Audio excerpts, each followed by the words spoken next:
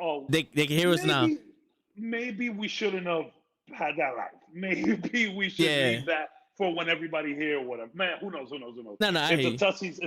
touchy subject Yeah. that I that got no whole problem talking ordeal. about it, but for now, let's keep it inspirational because we went really trauma filled the last 2 episodes. It's They true. were a little heavy. They were a little heavy. I mean, they were indeed heavy, but man, I think it's some of the best conversation we've had, especially the Absolutely last correct. Yeah. episode. That No, shit has I like stuck with me like ever since we did it, bro. Yeah. I completely agree. Yeah. Had me rethinking everything, a lot of stuff, especially about the Punisher, not getting away from him. Like, God, he deals with it in an unhealthy way. Yo, for real. Speaking of that, I fucked up. Let me show you what I should have worn last week. Check this out. Yo, just so you know, we live on the thing. Yeah. Side though. Wait for a few people to come in. Yeah, guys can hear me, right? Yeah. So this was my son's last baseball team. Ha! Yeah, I remember that. That's dope. Remember seeing the That's skulls? dope. I was like, I don't know. It's weird for a little league team, but I'm with it. Yeah. The best part about it is that they had the regular team that plays regular.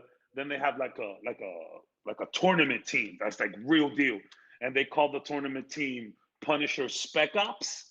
Oh, that's okay. I fell in love with that name. I was That's like, dope. fuck yeah, because That's dope. the coach served and shit. Like his whole thing was America, dog tags. Like, man, I'm not gonna lie, he made a sick jersey for us, man. I love when my son was on that team. That's dope. That's dope. But let's go. Enough about the Punishers. So good. Shout out Miami. Shout out Miami 8U Punishers, bro. Word. Take Shout it. out.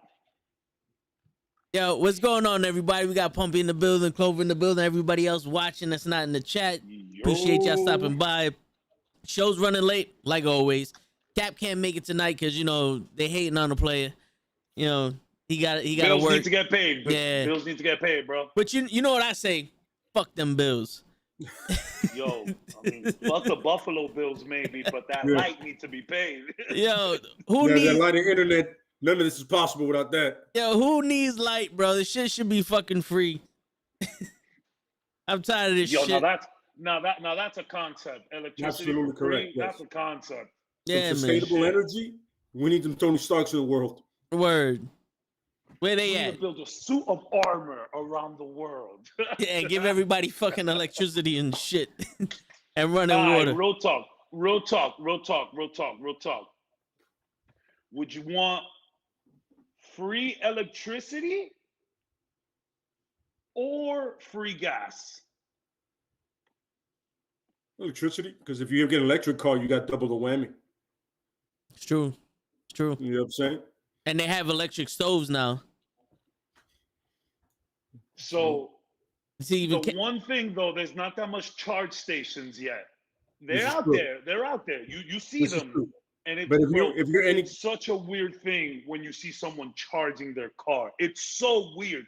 I'm over here pumping like it's 1925, and you're just charging your shit like it's an iPhone. That shit is bugged out, son. Like seeing it in your face, that shit is crazy. Yo, there was actually talks of trying to put stuff in the road so the car would wirelessly charge while it's driving. Oh, that is gonna be so expensive. Yeah, it's gonna be. That's like that'd be the basis of somebody's election. Oh yeah, somebody's election platform. Yeah. Yo, can you bring down the price of that? Because we're down. But if you can do it in some political way, we're in. You know what? Somebody can win. Somebody can literally be the president off that alone. You know the crazy shit is they're gonna get the 99% of people that can't afford it to build that shit, and not the 1% that can actually pay for every street in the history of streets. The one not have snow on them like Canada and have electric cars be charged and shit. It's like 5 cents to them. Yo, honestly, I don't mean to be, racist or anything, but the only time some shit like that would happen is if we got an Asian president up there, bro. I don't know if you guys know who Ronnie Chien is. He's like, yo, probably the funniest comedy bit, probably the funniest stand-up of 2019, right before the pandemic. Ronnie Chien just obliterates America. It's on Netflix right now. I highly recommend this special. But Asian dude, he's everywhere. He was just in Shang-Chi. He was the guy running the Fight Club. Okay. So he talks about how, like, yo, we need an Asian president over here because they're neutral. They don't care about anything but getting shit done. My man goes, Thanksgiving means nothing to me. I will work during Thanksgiving. I will work during Christmas. While you guys go and do all your stupid American shit, I'll be working. Yo, son, it is 100%. I want to say next to like Bernie Mac up there, Def Comedy Jam, Eddie Murphy, Raw, all of those, I would put Ronnie Chien up there like top 10. One of the best comedy bits I've ever seen in my life. Yeah, man. Yeah, me damn. We're talking about, yo, do you realize we have a god of money? Like, we tell each other, we hope we get fucking rich. Like the way they say, we have a god of money. We don't give about inflation. It's funny that he mentions that because that resonated with me so much because when I was, I believe in the 3rd grade, we had a Chinese kid in there, Peter Lam. Yo, shout out Peter Lam. Yo, Peter Lam was the coolest fucking 3rd grader in the fucking world, bro. But anyways, for Chinese New Year, he had like a whole presentation for us, and I always knew that term gong hei fatoi. I always knew what that meant. But then Ronnie Chien, he goes into it. He's like, yo, that doesn't mean Happy New Year, and it's actually or in Mandarin is gong hei fatoi. In Chinese and gong ti fatai. So he said basically what they're saying to each other is, I hope you get rich. It's not Happy New Year. It's like, yo, I hope you get rich. And you say it back to me, yo, I guarantee you guys will laugh your ass off. Ronnie Chien on Netflix right now. Hilarious. Word. Hold up. Cap's in the chat and he's wondering why there's no picture for him. Because, look, we need that. We need somebody to draw you, Cap. That's what it is. Who's going to draw Cap? Just put a picture of Captain America. Yeah, I'm about to do that shit, but you're not supposed to fucking not be here, Cap. Supposed to fucking. You just explain why he wasn't. Yo, yeah, but Mimi, what's up? Mimi making her debut over here on the podcast a few days ago. That's for real. Up. Love to see it. Great bit about R. Kelly. That was incredible. Loved all of it. Yeah, for real. Mimi has some insight, Just seeing the way she is always talking on the comic book podcast, I'm like, yo, shit, you join the show. For real, we almost got Show in trouble, but then I had to say that he looked like Denzel, and it was over. No, they didn't get Show in trouble. Show got himself in trouble almost. This is true. Show is his own worst enemy when it comes to shit like that. Show just be opening his mouth like, Show, just stop. Yeah. Like I was watching and I'm like, stop. Would you expect anything else? I'm like, stop, Show. I'm walking like you can't hear me like, stop, Show, please. Mental link. Yeah. Feel me on some Miss Martian. Feel what I'm telling you. Just stop talking. Back it up. Come back. I speak Show, but I couldn't understand the yikes shit. Or the no disrespect to my wife, but I like women. What?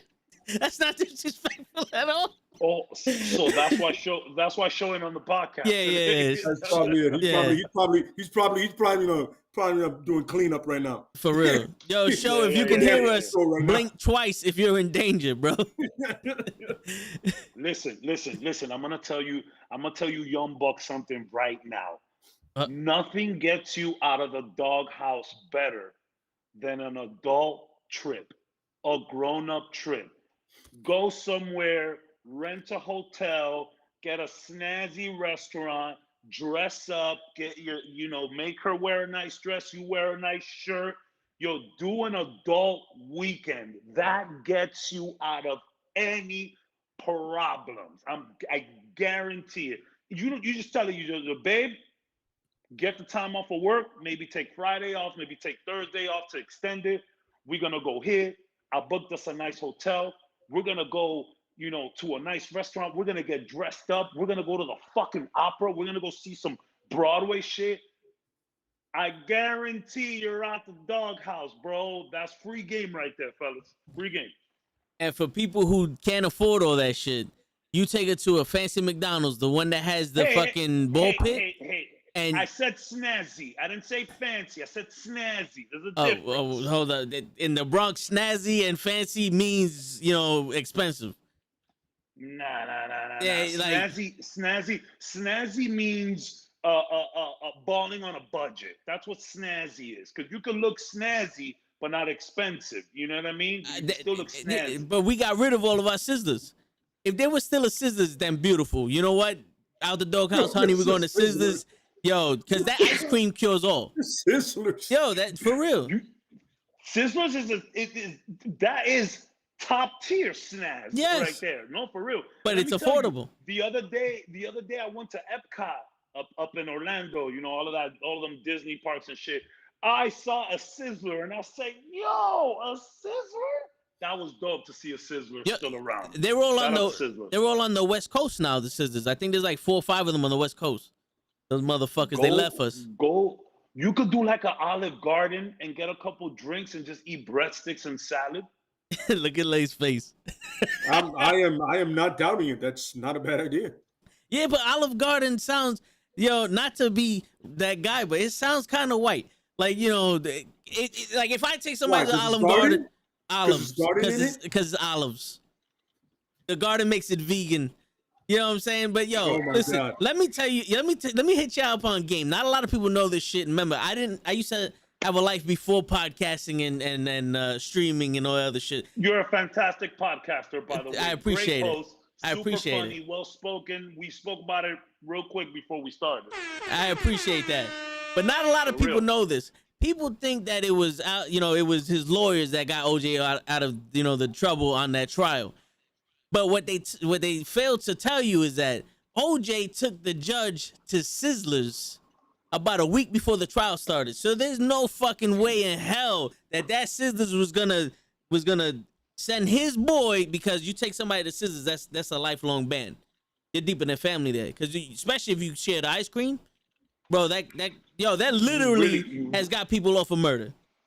You really feeling that Sizzlers ice cream? When's the last time you went to a Sizzlers, bro? Yo, bro, the last time I went to a Sizzlers, I think it was middle school graduation, bro. Before Y2K. Yeah. Because it's crazy. It's funny you mentioned that, kid, right? So like, I work for like a high luxury fucking cruise line, right? And a lot of the times I have parents speaking to me like, oh, I want to take my family on a luxurious cruise to Alaska, and I want to be there for 7 days and blah, blah, blah, blah, blah, and all of that shit, right? So then a lot of the times the kids would be like, no, mom, I want a German Shepherd, which is I understand. Or like, I want a Mercedes. Like, bro, you 14. But what I'm saying is, like, back in our day, like a trip for me was like going to Long Island City or like going to like a buffet in like Yonkers or some shit, Chinese buffet, shit like $20 a pop. You know what I mean? And absolutely. Like going and riding the bus like 2 hours on like 3 different buses just to get here. Like, and nowadays these kids are spoiled as shit. You know what I mean? It's crazy, bro. It's insane. Yo, for real, bro. It is fucking insane how spoiled they are. You got kids that are 3 years old that got an iPad, and I'm like, yo, I'm looking at my bank account, and I'm looking at the iPad, and my bank account's looking at me like if it's a woman that I just fucking cheated on. I'm like, fuck, there's no scissors, so this bank account's gonna be mad at me for a long fucking time. You know what I'm saying? And then the iPad is like, yo, what's good, nigga? And I'm like, nah, I can't. I'm sorry, I can't. I love my bank account too much. Make no mistake, that kid can work that iPad with magic. He can't work that seatbelt that's on him. Belt, that carriage belt. I've seen kids struggle with that shit. Meanwhile, they can open up their iPad and play all games. Meanwhile, this little shit, they'll be awesome. My man. Oh yeah. You're so intelligent, yet so stupid at the same time. So it's like I'm saying, yo, that's why our parents struggled though, so we can have these kids living good. You know what I'm saying? My son has literally everything you could want as a kid. Literally everything. So, you know, me and his mom aren't together. So he got her crib over there, stocked full of toys, chilling. He got an Xbox, he got a PS4, he got the tablets, he got a Switch. Over here in my house, we got a PS5, he got his own PS4, got an Xbox One, got another Switch here. You know, he has all the sneakers. My son is currently we're trying to take him to he plays baseball, literally. So we're trying to take him to like every stadium that we can to. He's already been to the New City Field. He went to Truist Field in Atlanta. Like, bro, kids is lit nowadays. But I'm saying, you know, that's what our parents struggled for back then. Like if somebody talk shit about you buying $7 coffee in Starbucks, you tell them, yo, my parents, they struggled the way that they did for me to still pay $1 for coffee, bro. Let me get my coffee. And you could get regular coffee. I'm not trying to say nothing. But don't feel bad about getting that venti, my guy, and put the almond milk on it. That's just like an extra 60 cents, but it's healthier for you. You know, like it's all good, bro. It's just the life that we live, bro. Nowadays, kids get it easy. I went to my son's crib the other day to pick him up, and I went into the room to see him. Bro, it's just toys and sneakers and Jordans everywhere, son. It's insane, bro. It's insane. Yeah, it's funny that you mentioned that because back in the day, it was either or. You was either fresh with nothing or you had toys and not be fresh. Go ahead. No, because you know we grew up. We had the systems, but every game we had was a demo. You know, like y'all played Crash Bandicoot. I played the same level of Crash Bandicoot because it was the demo that my pops found in some shit. We played the demo, and we had SmackDown versus Raw. Like we had one wrestling game and maybe a sports game. You had one game for a year until like your uncle came by and he just dropped the little Nintendo game for you or some shit. Yep. And it was the new wrestling game because it was one of those. What do you want? You want sneakers or you want the wrestling game? Fuck the sneakers. My ancestors didn't wear sneakers. I need no mercy. You know what I'm saying? Like I'm willing to sacrifice. Fuck that. No, dead ass, bro. And look, back in the day, I ain't even trying to say nothing. Like Jordans are a lot more available nowadays to the average household. Back in the day, your parents either had a lit-ass job or your dad was hustling. That's the only way you had J's back then. Or your brother was hustling and he gave you the hand-me-downs and you was a size 7 youth and he was like a 10 in men. So you was walking with that extra, you know, you slipping all over the place, you falling, but you was fresh though, you feel me? Yep. The freshest dude back in the day worked for fucking Foot Locker. My boy had the new sneakers that dropped every day, but he was the manager of Foot Locker. Everybody else was like, yo, I can't even find these motherfuckers. They don't even have them no more. Unless it's like a big drop nowadays when it comes to J's, I don't even get them no more, bro. You ain't even special. You ain't even special for J's no more, bro. Like, ain't nothing, like if I see a pair that I like, that I've always enjoyed, I get them.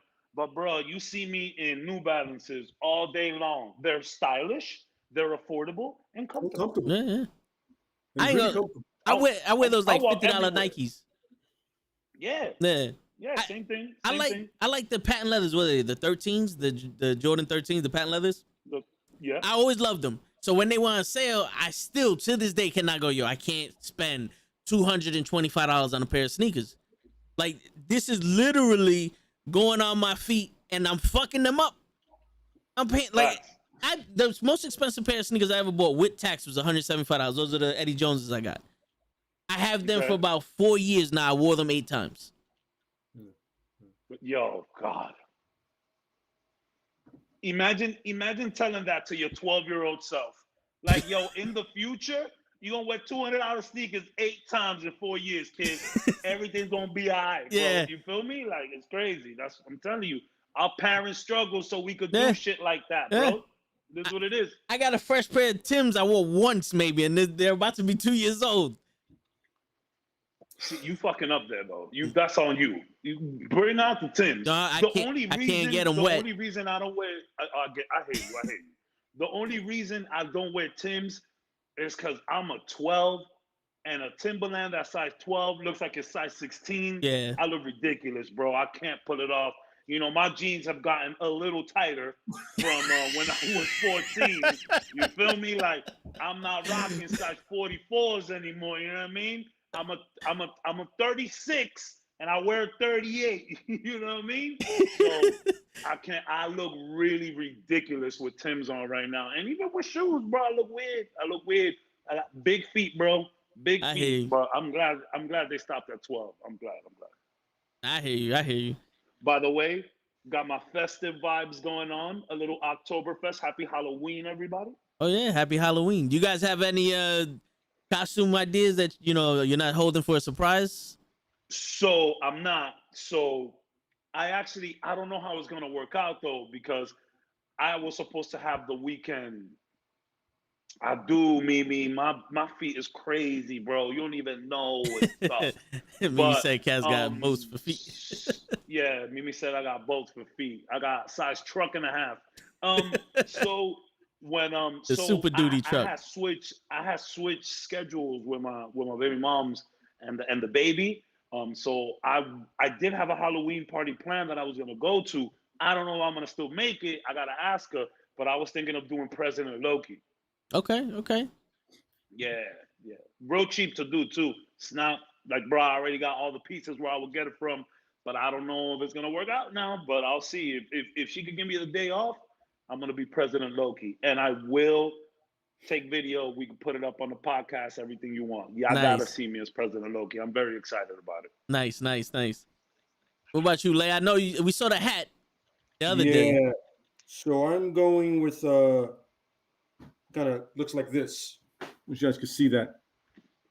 Oh, so some Day of the Dead shit. It's pretty much like kind of New Orleans French. His name is Papa Longo. Excuse me. So he's pretty much gonna call it Papa Shango. Yeah, I was gonna say it's Papa Shango's cousin. Papa Shango kind of deal, but what Papa Shango was pretty much based on. Okay. Like the actual thing he was based on. So New Orleans kind of like death. It's kind of New Orleans version of death, but more in between. The hat, the makeup. My legend do the makeup. I have the hat here, which I showed before. Everything else, I pretty much got the jacket. So yeah. Yo, whenever the knuckleheads are ready to go to New Orleans, let me know. Yo, we might have to make that trip. Yes, New Orleans is fucking incredible. New Orleans love that place. Love it. Love New Orleans. Love it. Oh my god. It's funny. You know it's a crazy place when you can go by yourself and you're good. Legit. That is a place where you can go alone and everything is fine. You're gonna run into some nice folk. Yep. I'm telling you, the very first night I was there, right? I go into this spot and there's a girl there, and I start talking to her. But she's behind the bar, she's a bartender. She goes, "Where are you from?" I go, "New York." She goes, "Oh, me too." And then she gave me this skull cup that I still have somewhere on here, full of Jack and Coke. Meanwhile, I already got my own thing, and then I'm like, I'm already double fisting tonight. So I'm walking outside with okay. And then I see a cigar shop. I got 2 on the house, and I was like, so I mean, every day was something different, and it was some kind of love being shown. So it was telling you, just go. I went in like March, and the weather was amazing. It was beautiful, just a beautiful place. You're just looking at the place to be amazing, but then the vibe and the people, extremely friendly. It's a beautiful place, man. Just go. You know what I mean? Mimi said, "I'm going. Fight me." Yeah. Oh yeah. Mimi said, "I'm going. Fight me." And Mimi, are you going to beat up that bartender that gave him the skull cup? or the guy who gave him the 2 free cigars? Listen, Mimi's gonna be there. Mimi's gonna be there when they get our food order wrong. Like girls love to like just my food wrong. Yeah, so Mimi's gonna be there. Mimi's gonna be there. Tell her this is not what we ordered. But like I remember the first time I went to New Orleans, I had a shrimp po' boy. Oh my goodness! No, wait, it wasn't shrimp. It was a soft shell crab po' boy. Oh my goodness, incredible! The food there, the vibes. There's live music playing everywhere. It's funky. There's soul everywhere, man. I've been to New Orleans like fucking 3 times, kid. It's insane. That's dope. I've never been to the West Coast. The most I've been to is like Jersey, Florida, Puerto Rico. We went to Chicago for Cap's ceremony, but we didn't really go around Chicago. You can still consider New Orleans the South.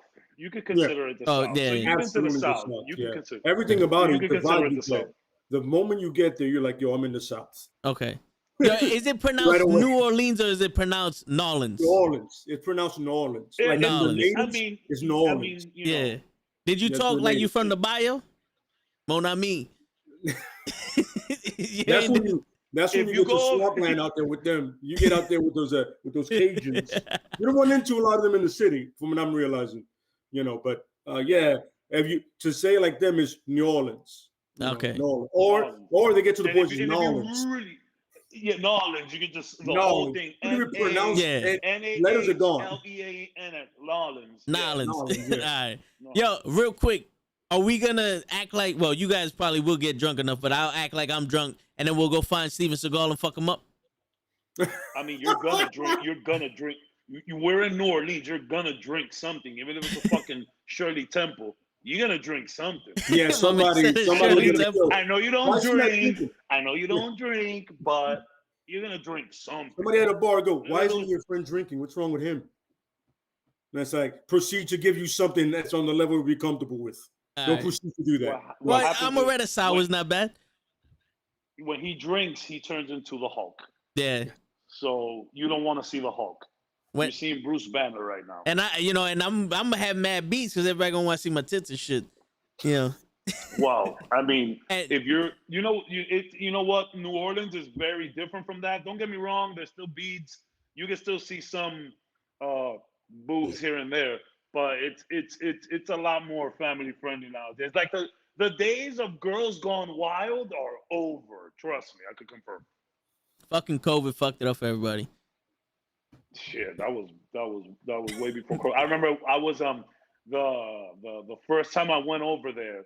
It was my birthday, 2011. We partied the night before, and then the next morning we drove to New Orleans.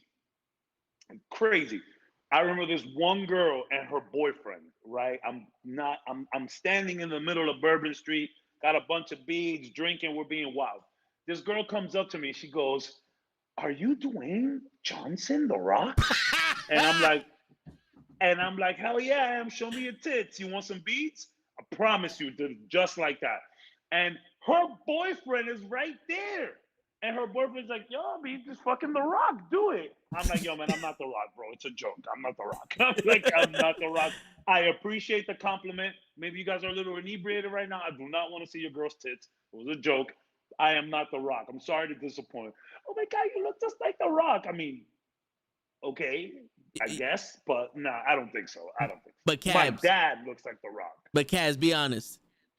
If you were The Rock, would you have saw her tits? If I was The Rock, I would demand to see the tits. I would be like, okay, let's go. I am The Rock. Yes.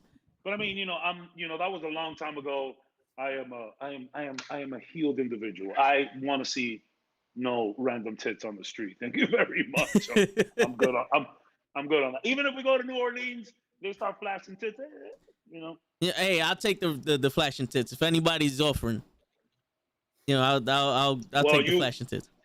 You've never been, so all the titty flashing will direct it to you. All right, cool. Perfect. Yeah, so I wear a shirt that says, "My first time here, don't take advantage of me sexually unless you're hot." I mean, it's gonna be rough for you to fit that into one shirt, but I'm with it. We used to make, you see this right here, this orange thing right there? That's a shirt. We made that. Yeah. So, I'm a master. I just put the thing sideways up, make things lower, fuck around like the OJ cover. The whole what if, and then I did it mad big, You gotta learn from a man's. We gotta learn from him. Oh man. This is my favorite part of this podcast. Oh, yeah, just talking shit. And the segues, because speaking of people who inspired, OJ, we're gonna have to talk about comic book heroes that inspired, us and everyone there. What comic book hero do you think inspired OJ? The Flash? OJ? Nah, man. Isn't it like Gitana at that point? Jeez, I would assume it was Gitana. God. Just shit. We just lost 14 subs. We just lost 14 subs. You know what? Fuck them. Get your bitch ass subs out of here then. But on that note, this shit right here, all of New York is like, I'm not watching this while this man is wearing that shirt. Dead ass. New York, every Giants fan in the world right now is like, I am not watching this show until he takes. But especially Jets fans. Oh yeah, and they really don't like that guy. I'm a Jets fan. Yeah. But it's all right though. We got enough problems with our own fucking team. Fuck it. I have nothing. I can't complain. I'm like, I'm riding this wave till the wheels fall off. We're 5-1.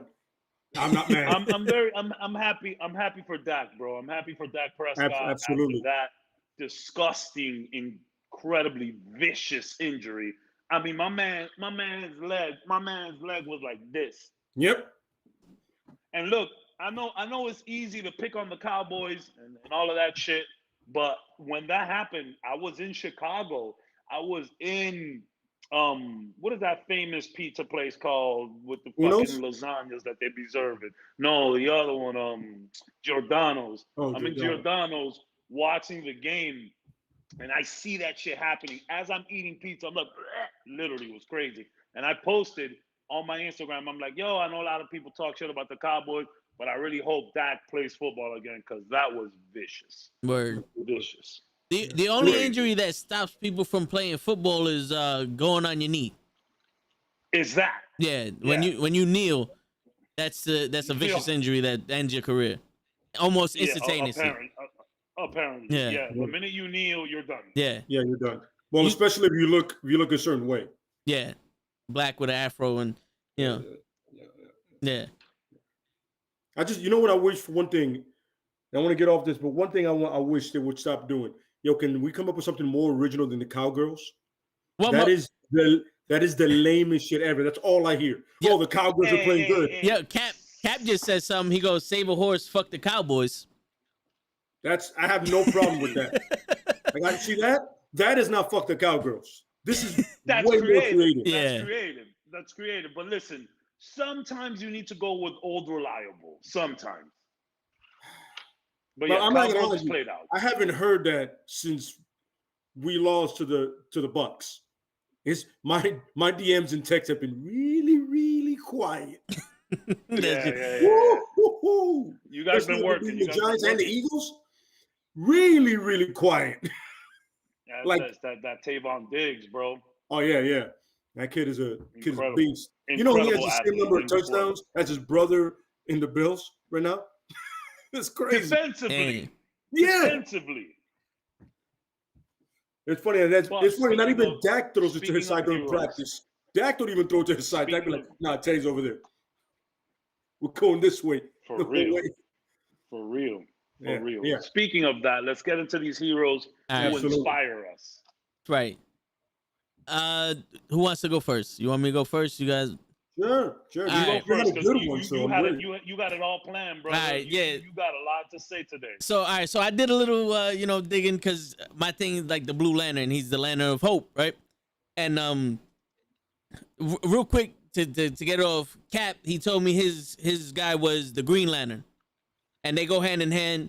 But he has a quote that he sent me, and it goes, "No matter how bad things get, something good is out there over the horizon," and that's a quote from the Green Lantern. Right, and his power is basically willpower, and willpower inspires people. When you see somebody that's not willing to stand down and is gonna, stand up for what's right no matter what, using all of his will to fight things and all that's inspiring. Now, the Blue Lantern is hope, and hope and will go hand in hand. And the origin of the Blue Lantern, Saint Walker, which is the first Blue Lantern, if I'm not mistaken, he is from another planet, and the sun was growing to the point where it was going to engulf the planet. And, you know, he always had hope that God would save him. And it got to a point where it was like, yo, it's looking bad. So he's going through his scriptures and he's reading, like, why isn't God saving them? And yada, yada, yada. And it talks about that the one that would save him is on the top of a mountain. So he's like, yo, I got to go to the top of the mountain to get, you know, God to save us. So he brings his family. And while they're climbing the mountain, a wave of something, I don't know if it's like water or something, hits his family, and 3 members of his family drop off the mountain and die. But he never gives up hope that he can save the planet. So he keeps going with him and his son. And they're about to, like, you know, they're starving and all that other stuff, and they're praying to their God for food. And the son's like, how come God isn't, you know, helping us out, going up this? And he finds berries. And when he finds the berries, he thanks his God, like, yo, you saved us, blah, blah, blah. And the berries are poisonous. But he didn't know that until after he ate it. And the son caught a fever and died 3 hours after his fever. Where's your God now? Yeah, and the good pitch black. Yeah, good pitch black. What else? No, I love that part. Hey, listen, that was just a reference to I get you. Black. Yeah, it's a pitch black. The movie with Vin Diesel. That's watch it. It's good. That's the good pitch black. The good one. Good one. Yeah. So he continues to go up the mountain, and when he finally makes it up the mountain, there's nothing there. And at this point, he screams like at his God, like, what the fuck, blah, blah, blah. And God answers back with rain. And there's like a big rock there. And with the rain hitting the rock, it shows a reflection of him. And it goes, he's the one that needs to save the planet. So he goes back down the mountain and he reads scriptures from the book, you know, his religion, to everybody. And he instills hope into everyone in the planet. And they had so much hope that the sun actually started to shrink, and it turned blue, and that's what created the Blue Lantern ring, and it went to St. Walker. Whoa. Yeah, and that's how the origin of the Blue Lantern happened. That's godly. That's godly. Yeah. That's crazy shit. I didn't even know all that, man. Yeah, I'm not gonna lie to you. I just found that out today, like, you know, researching them and all that. But that's powerful, how much hope, you know, can inspire people. Like, you know, you're going through something and you just hope that there's a light at the end of the tunnel, and you keep going, and eventually you'll find the light.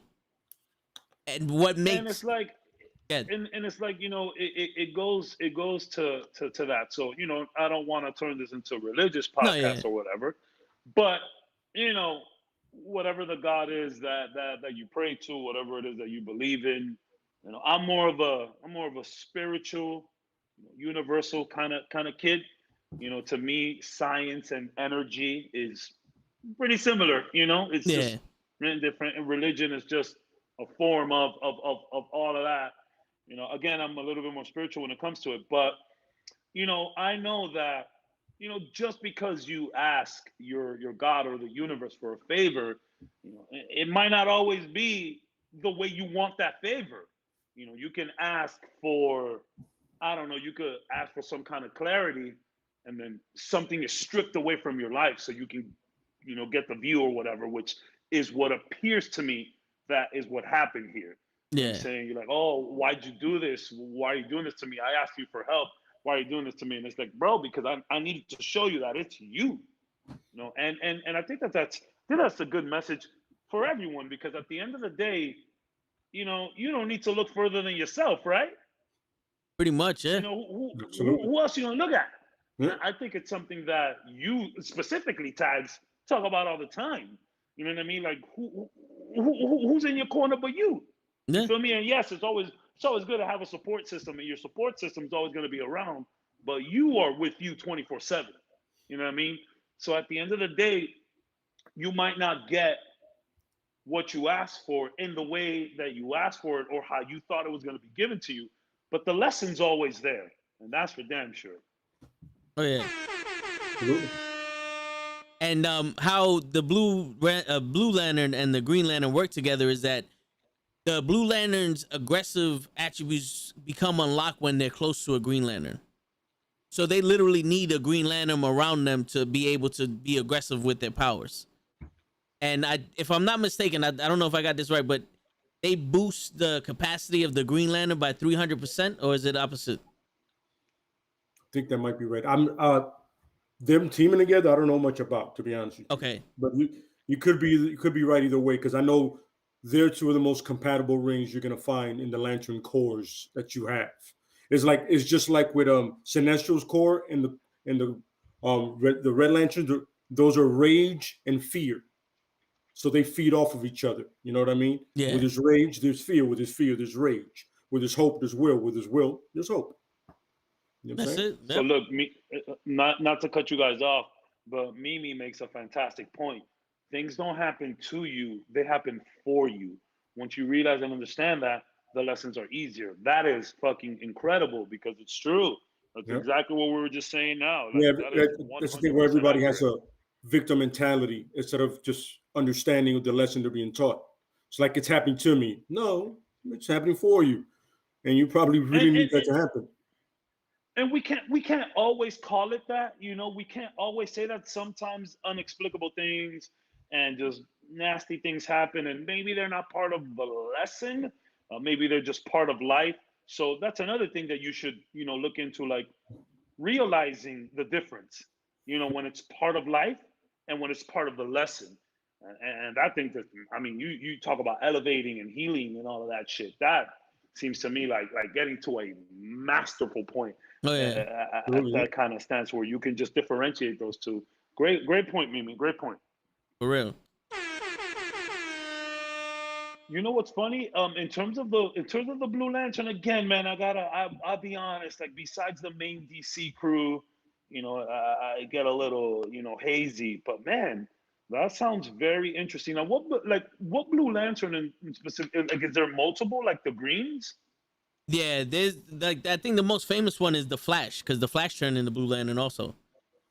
Oh wow, Yeah. Speaking of Flash has been making a lot of headlines recently. A lot of headlines. Yes, yeah. She has. On both fronts, the TV and the movies, actually. And the movie. We don't get into that. We're gonna get into the Batman. We're gonna get into the Batman. Oh yeah. Oh yeah. John, we hit each other up right away, like, my man. Okay, and that's enough. That's all I'm gonna say. Just exactly. For now, it's just that image of him coming. How many times on this podcast haven't I said that I love just the image coming out of a car and your like jacket or your cape flapping? Yeah. How many times haven't I said that on this same podcast? That final image of Batman coming out of the car, flames in the back, fucking cape doing all of this. I was like, okay, you guys got me. I am interested. I'm intrigued. Yo, and that Batmobile kind of looks like the Green Hornet fucking car. Damn, I forgot. It has that like Charger kind of vibe. Yeah. That's what it got that fucking Ghost Rider, the new Yeah. So the Robbie Reyes, the Robbie, yeah. I was absolutely like, yo, correct. At first it was a little weird, but then I was like, you know what? That kind of reminds me of the closest would probably be Adam West's Batmobile. The closest to it. Not that it's an exact copy or whatever, but the closest to it. Now I was thinking, you know what? I like the direction. And guys, listen, we got to give Pattinson a shot. I know you guys all remember him as a little glittery fucking vampire, but he's done a whole bunch of other movies that really showcase his talents and his skills. I think this kid's going to be okay. He's going to be okay. You know what's funny? I was fortunate enough to never watch the Twilight movies. Same here. Yeah. So I have nothing to judge him on. I just hope he doesn't glitter. Cap, you know damn well I said that. Stop playing. Cap says I've never heard you say it. You know damn well. The only reason you're saying that is because you heard me say it. I've said it so much. One time in my life, I need to get out of a car with a fucking cape flapping. I'm going to make it happen. Maybe some Kamala Khan, shit. I need to do that once in my life. And I need somebody to record it, and I'm going to put, in slow motion, maybe some cool jams in the back. Kaz, the next time you come to New York, bro, I got the camera ready. We're gonna do some shit, bro. We gotta record some shit, man. We gotta rent a dope ass car though. Fuck it. I've always wanted to rent a Charger or or we could get a Lambo if I don't know how much money we're gonna have to put together for that. But so we're gonna rent a car and we need to do two things, right? We're gonna have a shot of me coming out with the jacket flapping, right? And then we're gonna need another shot of me sliding over the hood of the car. Yep. And then we're gonna have to get a shot where Lay's just standing there and he looks to his left and he goes, "This shit just got real." I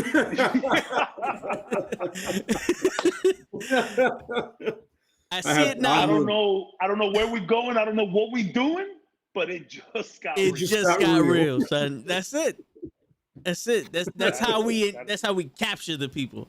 Yeah. That is fantastic. Oh yeah. And if we, blow something up, that'd be, extra points. What can we blow up and not get in trouble about it? The car? If we get the insurance, we should be good.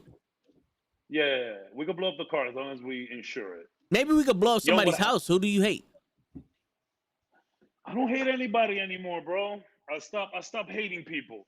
I mean, there's a couple of athletes, maybe a couple of comic book characters, but I stopped hating people. Now, if you want to talk about like maybe blowing up like John Cena's house, like I was thinking like a business that I don't like very much. They have insurance; they'll be fine. Yeah. Be all right. You blow up like a restaurant, like a vegan restaurant. Yeah, I get you. The vegans, that might be expensive, man, because those vegan restaurants are no joke. They're pricey. Yeah, you know what I'm saying? Shit. Why you want to take out the vegan restaurant? Because, bro, they hate on us. They kind of do. Yeah. They kind of do. So it's funny. So I have an Instagram, right?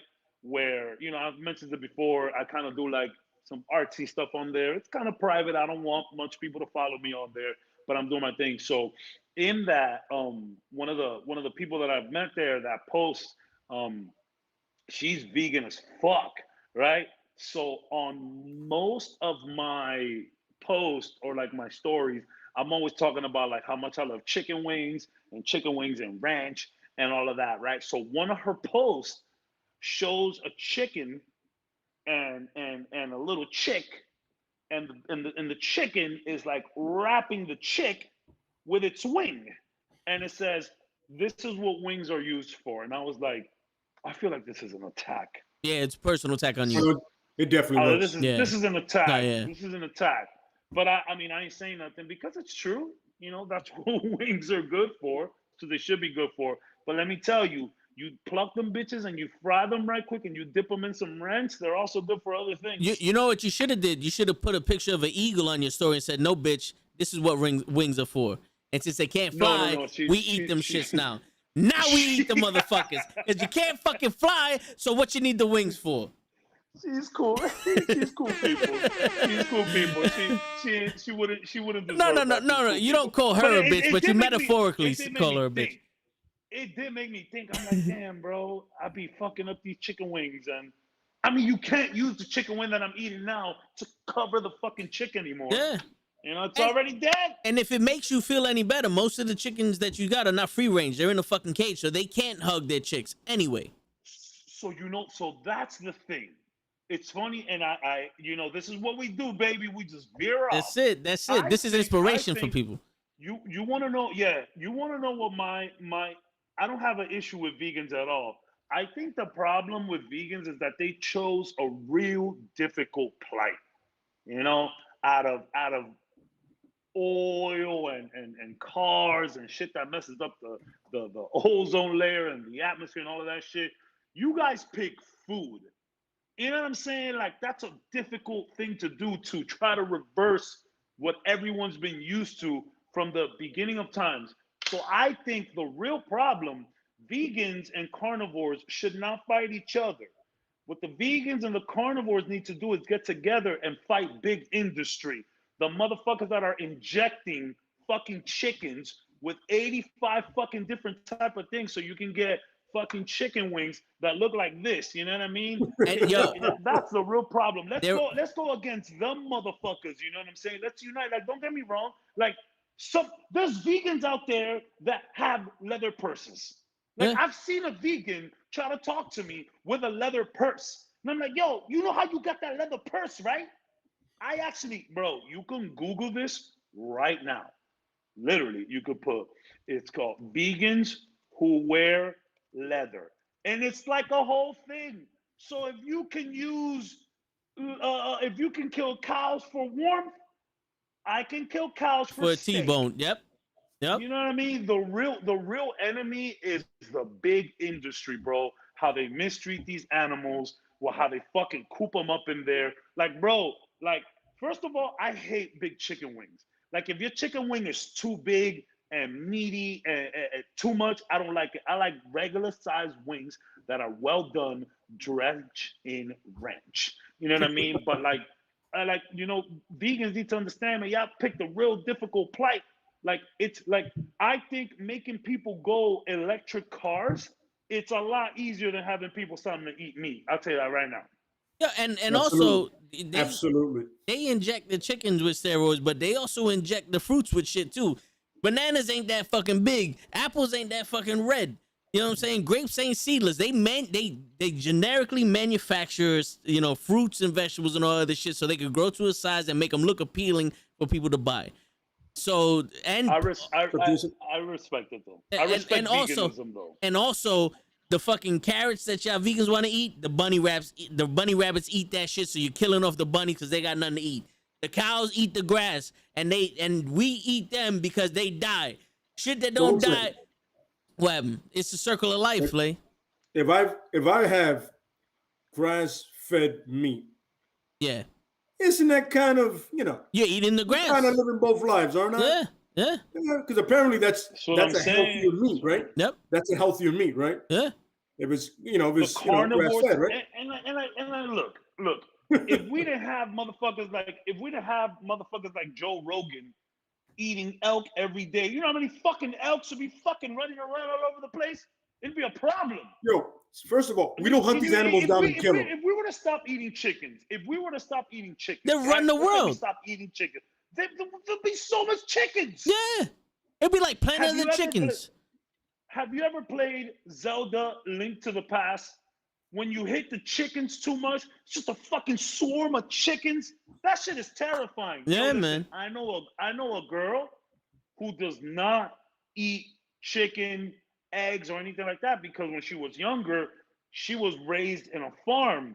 So, you know, listen, I don't give a fuck how old you are. When you're born and raised in a farm, you get into work as soon as possible. So her job was the chicken coop.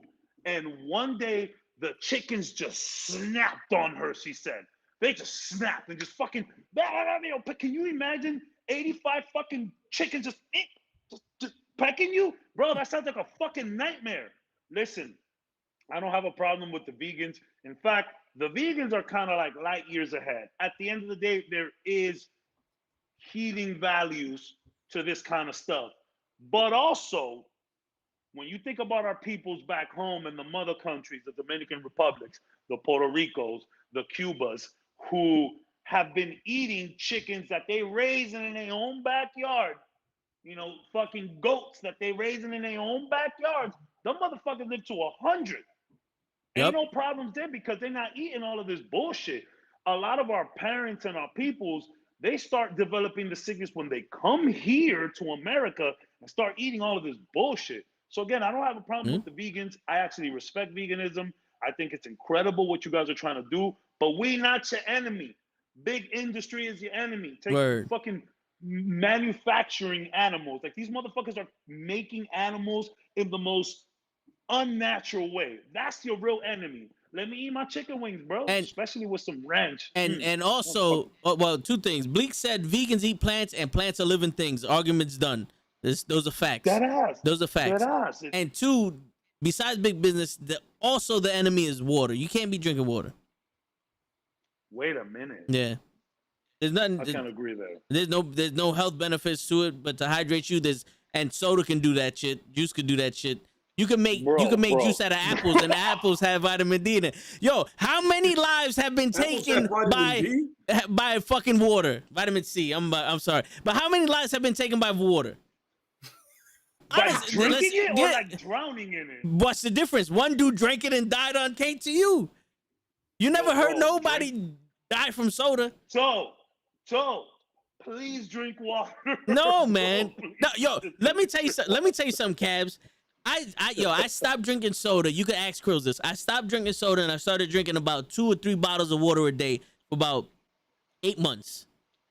Ever since I did that, I developed fucking acid reflux. I can't fucking water. Yeah, bro, it fucked me up. I gained 40 pounds. I'm dead ass. What dead water ass. are you drinking, brother? Spring water from the earth. I gained so much fucking weight. I gained acid reflux disease. I had problems with some other shit. Yo, the minute I went back to soda, the healthiest person you ever seen. Yo, thank you, Jason. Dude, scientists come to my house to test my body to try to end diseases. Vitamin water is now. No, not vitamin water, bro. Straight up water. Straight up H2O. Now you can have water intoxication. Don't get me wrong. Motherfuckers that are drinking 8 gallons a day of water, that could be bad for you. But son, you need water. Nah, man. I love water, bro. Criminals drink water. So, criminals also drink soda. Not in jail. They drink the water down. I hate how you strangely make so much sense, bro. It pisses me off. I can't argue against you, bro. He's like, not in jail. And I'm like, well, fuck, man, this fucking guy's right. They don't drink that shit in jail. See?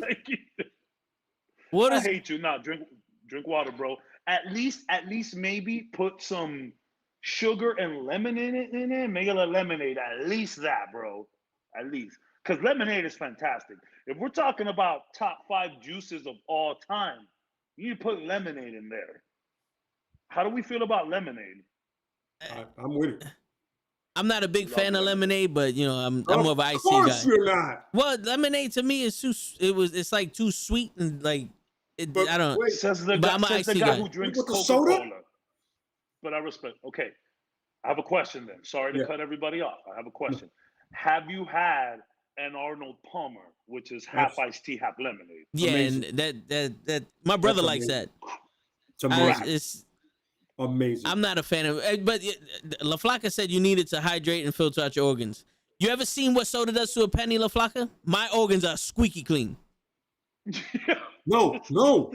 Facts. That's the opposite. When you get They're not cleaning them, it is deteriorating them. Your organs are also not made of copper. But if they are, we need to study you so we can really make some fucking money. Here's the thing though. You eat the food. This might be the wrong route here. You eat the food that plaques up your arteries, and then the soda cleans out the plaque. It's like brushing my teeth every morning, but I'm cleaning my organs, brushing my organs. You know what's funny? There's a lot of people that believe that not brushing your teeth is the way to go because the plaque makes your teeth stronger. And it's like, I don't know where you got that information from. Oh, but the lions. We're not fucking lions. That's not how it works. We're not lions. They used to. You could be a lion in your heart, sure. But no, but they used to chew on tree bark to clean their teeth. They still sell those chew sticks on the app. You can get them since and for them all day long. Yeah. Ran 125th. They still sell them. Picked up a couple the other day. Listen, at the end of the day, if we're gonna listen to anybody, is La Flaca. She's a doctor. That's it. Yeah. She's a doctor. I have the facts. And I don't know if you know this, but one of my nicknames is the fucking doctor. Okay. And he does have the facts. Yeah. I'm sorry, La Flaca. I gotta take back that comment. I could have been a doctor. And just in case you can't reach to get the facts, you dial 1-800-FACTS. That's right. You can get them there, right? That's right. Yep, that's right. Okay. All day. Okay. Just checking. Now, sooner or later, we're gonna talk about comic book characters. Hang tight. Yeah, but we're inspiring y'all right now to be healthy. Your version of healthy.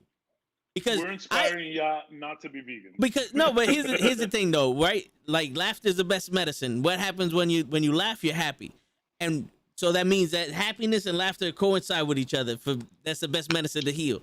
When I eat a steak and drink a soda, I'm fucking happy. My toes wiggle. I can't eat that shit with shoes on. You know what I'm saying? So that means I'm healing myself emotionally, physically, embarkingly. I know that's not a word, but we're gonna fucking make it a word. We're gonna make it. Yeah. We're gonna make it a word. Yeah. This is where you come to make up words. Yeah. Call up Webster, put it in his dictionary. We got it. You know what's funny? I rate my good meals on how happy I end up after him. If I end up eating a meal and I'm just like feeling good, I'm just like, man, that fucking meal was fantastic. That's a good meal. That's a good meal. I'll tell you one thing. I don't know if you guys are familiar with Joe P, but Joe P took me, Krills, and Joe P. He took you to eat $500 steaks, didn't he? Because Joe P, Mr. Dubai. Y'all want to say that I'm rich. Mr. Dubai himself is rich. Yo, he is. Yeah, he is. But you know what, though? He took me to eat a steak, and my greatest love can never compare to that steak. I still taste it till this day. Where do you take you guys? Maestros in the city. Maestro? Yeah. Yo, now he says it right. I'm pretty sure that bill was pretty high. Now he says it right. No, let me tell you something right now. He says it right now. Wait, when did I say it wrong? All the other times, Maestro. Well, you know what it is. There's an actual restaurant. Maestro. There's actually a restaurant, Maestro's by me. I don't give a flying fuck. I'm talking about right now. You don't disrespect my steak, Lay. Fuck that. That's Junior. Didn't you see the fucking breakdown of the woman that I put on my story? That steak is Junior to me, Slay. That steak is fucking Junior to me. Yo, I'm not gonna lie, bro.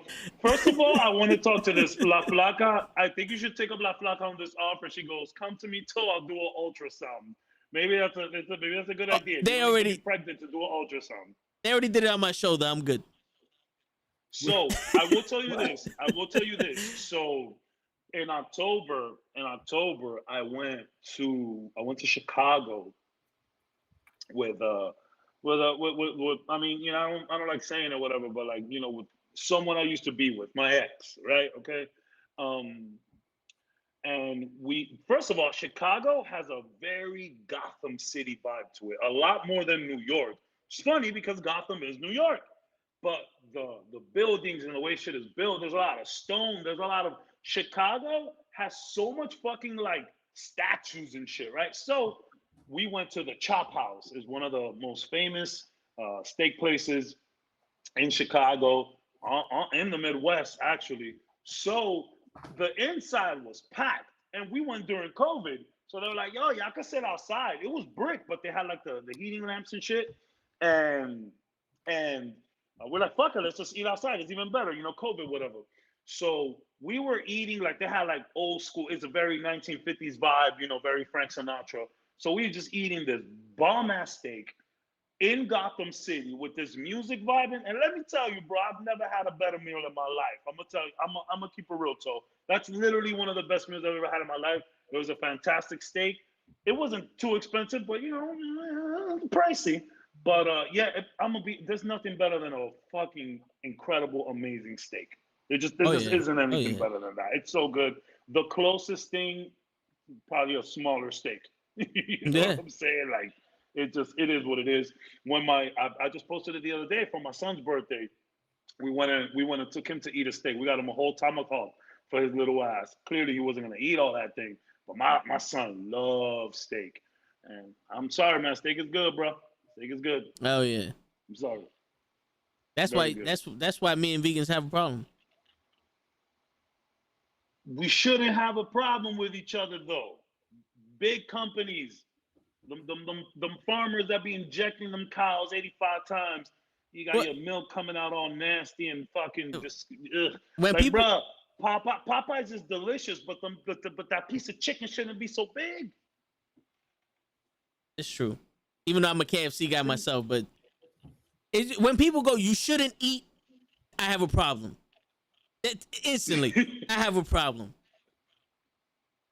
You can't, I earned my right to eat this shit. I hate turkey, I hate turkey. Blue Girl House in PA is good. We might have to go to that shit, Bleak. Turkey, I'm the type of guy that prefers ham on Thanksgiving to turkey. Even fried turkeys, I'm kind of over that shit, bro. I hate turkey. I can't. Like, turkey be a little too gamey, even when you cook it right. Like fried turkey, I just give me the ham. Give me the ham or pernil, exactly. Yeah, I try not to eat that much pork nowadays, but yeah, I'll take the ham or the pernil anytime. Fuck turkey, bro. And big, like the turkey leg and the turkey wing. I don't like poultry that's too big, bro. Like, if the chicken wings, like if I'm eating a chicken wing like this, bro, like that's not good, fam. Like, give me a regular sized chicken wing, well done. Believe it or not, people like to talk shit about like the Chinese food, like the hood chinos. They like to talk about shit about their like chicken wings. Them chicken wings have good consistency. Because our cats are well fed. Flavorful. Exactly. They might not have the best taste, but consistency, they're perfect. Yeah. Sometimes they can get a little too big. Again, I like regular size wings. You know what wings are actually pretty good? And I haven't had them in a long fucking time. I'm talking about 10, 15 years, but the Hooters wings. I don't know if you guys are familiar. The mild wings from Hooters? Yeah, bro, because they're not fucking massive. Bro, I'd rather have a wing that isn't super flavorful as long as it's nice and decent size and good consistency. There's nothing worse than biting into a chewy wing. Is that just me? No, yeah. No, I agree. Can't stand a chewy wing. Mimi says, Caps, Thanksgiving 2022 come through. I bake my turkey with bacon on it. Okay, shit. That sounds fantastic. Yeah. That sounds good. And I make a mean pernil. I don't know if you saw any of my posts. I be cooking though. I make a mean pernil too, son. Oh shit. I make a mean pernil too, man. My mother gave me a real nice recipe. You know what my mom tried to do one time for one Thanksgiving that we never did again? I think I told you, the turducken. It's a duck inside a chicken, inside a turkey. My man, that shit took like 15 hours to cook. That Thanksgiving, we ate at like 10:30 p.m., bro. And it was like, I don't know if it was baked all the way through and all of that. So, okay, I don't mean to veer off. So, Bleak said Henny wings from BBQs. BBQs are the only massive wings that I like. They're the only ones that I like. Yo, that shit got me sick last time. We got it like 2 weeks ago. That shit got me sick. That you can actually see it on the podcast. The toe in the show. I think not this one that just passed 2 weeks ago. You could see me. I'm like, all right, if I disappeared and I just leave, I was vomiting my brains out and then I came back. Damn. Yeah. So I've eaten them a lot, and like when I pull up in New York, like the first thing my mom is talking about is like, yo, BBQs. I'm like, I bet. So when I go, there is not one wing place that I go to that I don't say, yo, get my shit well done. I need my wings crispy on the outside and not chewy on the inside. But the way I eat the wings, my dad has always done this in BBQs. You get the wing, you put some hot sauce, soy sauce on that bitch, and they're pretty good. BBQs is fantastic. They give out soy sauce and BBQs? Yeah, it comes right there. It comes right there in one of the little things. Oh shit! Okay. Sauce. Yeah. So I prefer the only big massive wings that I like are those, and the Henny ones are pretty good. I do enjoy those as well. I don't want fucking wings. For real, son. Hooters is good though. I respect that. I order Hooters wings over here all the time. Hooter wings is good. 1 second. All right. So we spent our 5 minutes talking about, inspiration of food. So Lay, you want to go next for the superhero? I don't even know how to segue into that. So from wings to night wing. There you go. It's a circle. It's night wing's inspiration because all the shit that could have gone wrong with that dude that did it, being raised by Batman. I mean, he should be one of the most pessimistic non-trusting, brooding assholes the world has ever seen. Because he was the first, the first Robin. But then the guy just realized, he was like, yo, how about I don't treat people like shit? How about I love the people around me? How about I get away from this crazy son of a bitch? I'm a little off my rocker too, but not as much as this guy. You know what I mean? And the fact that he's so optimistic, the fact that he led the Justice League and everybody loved him, everybody trusted him, everybody, even Superman was like, I don't know how you did it, but you're not Batman. Yeah. I don't know. You're definitely not fucking the head, bro. And it's amazing. So it's always great to see somebody being raised one way and they come out the other way. Oh, yeah. Or whatever situation they're in, you know what I mean? So it's always good to see that, taking that negative, which is, being trained to be a weapon at the age of 12 is weird. But from that negative to this positive, and he turned it around really quick, like he just realized at one point, I can't be like this dude. I got to be my own person. And like I said, everybody loves him.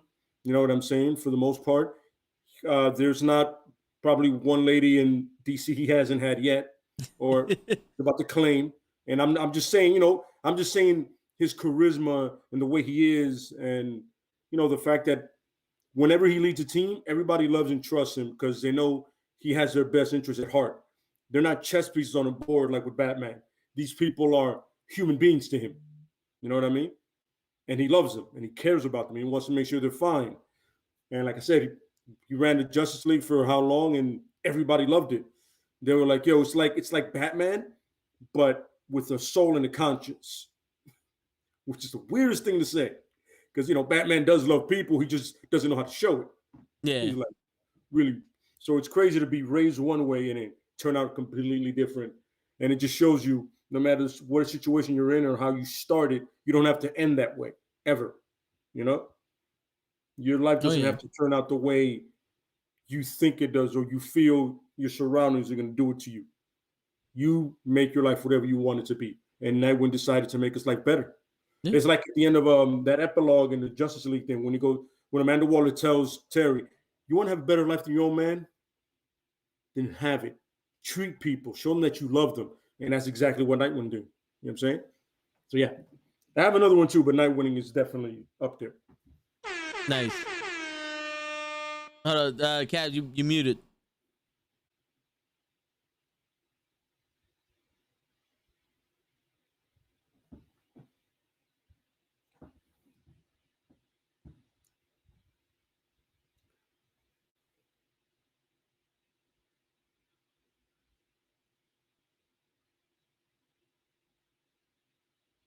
Nah, I see your lips moving. Can't hear you. Nah. Maybe the earpiece isn't. Maybe he has to do the whole. Change the mic and then change it back again.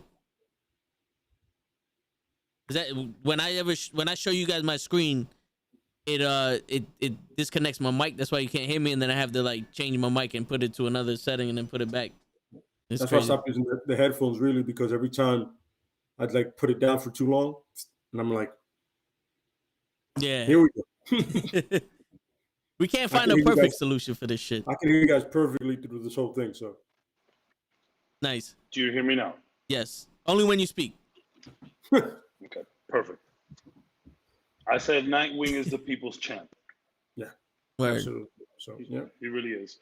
Yeah. So, should I go now? Or you guys want to keep talking a little bit more? So, I have two. I have a serious one. And I have a serious one from the comics and stuff. And then I have one that is part of the comics. But I want to talk more of their character in the MCU. And, one of the biggest inspirations is the underdog story, the little guy. And all puns intended, I want to talk a little bit about Ant-Man. Okay. So Ant-Man is, and I'm talking about his character mostly in the MCU, portrayed by the great Paul Rudd. I think he did a fantastic job. What else is new? That Marvel makes a good casting. right? What else is new? So I think one of the most inspirational things about him is how much of a great dad he is. Like, at the end of the day, like it. I know that sometimes wanting to do the right thing or wanting to help your family can often lead you to do fucked up things. You know what I mean? But that's, I'm not saying it's okay, but I'm also saying it's very understanding. Like if I'm not trying to say that you're gonna go murder people or something like that, but if you're trying to steal something for to feed your kid, whatever, I understand. But for for this conversation, again, I just want to talk about him in the MCU, the little guy, and I think it's cool to just have that turnaround story, right? Where you are this crook, where all of a sudden you are called up to action and you can do all of these great things. And he has a fantastic, like, he is, I mean, I don't want to say he's underrated, maybe, but like he's done some pretty cool things in that, in the fight in Civil War when he turns big and kind of takes all of the attention to him while these guys are running off to the jet so that they can fly off. I think he's in the shows, in the movies. I think he's extremely funny. My man is doing magic, and that shit carries on to Inspector Wu in WandaVision and shit. You can see some of that. Though, so again, just the little guy, the guy that you expect to not do anything, to just come out of nowhere and save the day. You know what I mean? What kind of better story can you have than that? I love how they portrayed Ant-Man in the movies. Oh yeah, nah. I don't think most of the movies work without Ant-Man. He definitely was the catalyst for them going back in time. I mean, he is the reason. Like, there's no getting Thanos without him. And again, such a again small character in all in all ways, but I really think it's fun how like he's the one that comes out, saves everything. I don't know, I don't Endgame and Infinity Gauntlet and all of that shit. Even Civil War, they did a lot of different shit. Okay, there's tons of different stuff from the comics, but I think that shit was mad funny how out of all people is Ant-Man that does it. And again, to be inspirational, he turned it all around. My man's working at Dairy Queen, trying to make it work. He's like, "Nah, this isn't working. Let me go back to this life." He gets picked up by these people, Hank and Hope, and just becomes a badass superhero. I think Ant-Man's pretty cool. His fight with Falcon is pretty dope. I think that shit was cool as hell. They developed their relationship. I think the way he's all over Captain America, the famous line, that's America's ass. You know what I'm saying? Like, I love how they did that, man. And speaking of inspiration, I mean, you could always go to like, Captain America is inspiring. He's all inspiring. But I think part of being inspirational is also coming from a point where you can be a little bit more relatable. And I think Ant-Man has that about him. Oh yeah, definitely. Shit, it's crazy how a lot of the, like, basically any character you can find inspiration from in the comics. It's all about how you see it too. We talk about perspective all the time. Your perception and your there's even people that you can learn lessons from. Yeah, what you relate to the most. You know what I mean? Yeah, like Bleak said, Thanos, because he shows you accomplish your goals by any means necessary. If you got to throw your daughter down a pit, if you're hella committed. Is it for real? You know what I'm saying?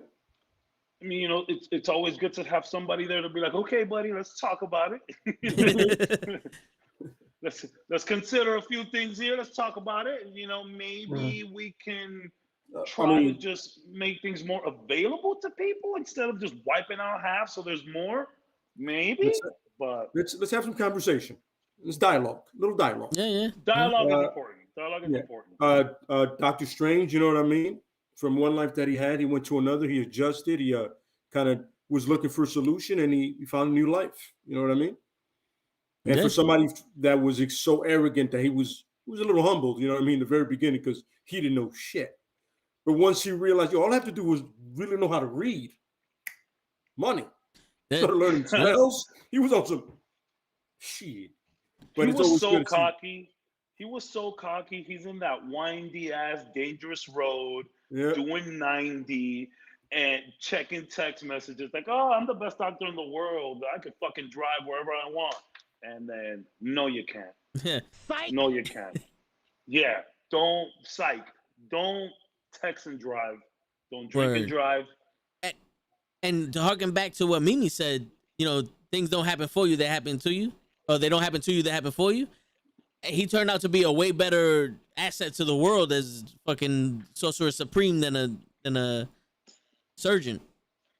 Even in the what if episodes, my man goes completely left field and still ends up saving the fucking universe. Oh yeah, like, I want to see that guy in the MCU, because your man Vision said, "It's you. I don't have to worry about them. I have to worry about you." At that point, he's ready. I got this, bro. Even with the stones, you ain't shit. Don't worry about it, bro. Word. I got you, bro. He goes, "I don't have to worry about them. You're the problem." He was like, "Yeah, I am the problem. Let's do this." My man's magic was strong enough to withhold the fucking Infinity Stones and shit. He put them. They went into a pocket dimension of his pocket dimension. You know the levels of dope that shit is? Yeah. He put in a pocket dimension in another pocket dimension. That's crazy, man. It's crazy. But yeah, that's another one, man. I love in Endgame. Damn, homegirl's name escapes me. The lady from the lady that helps Doctor Strange. God damn it, I can't believe the bald lady. The original Sorcerer Supreme. The name escaped. Yeah. Yeah, exactly.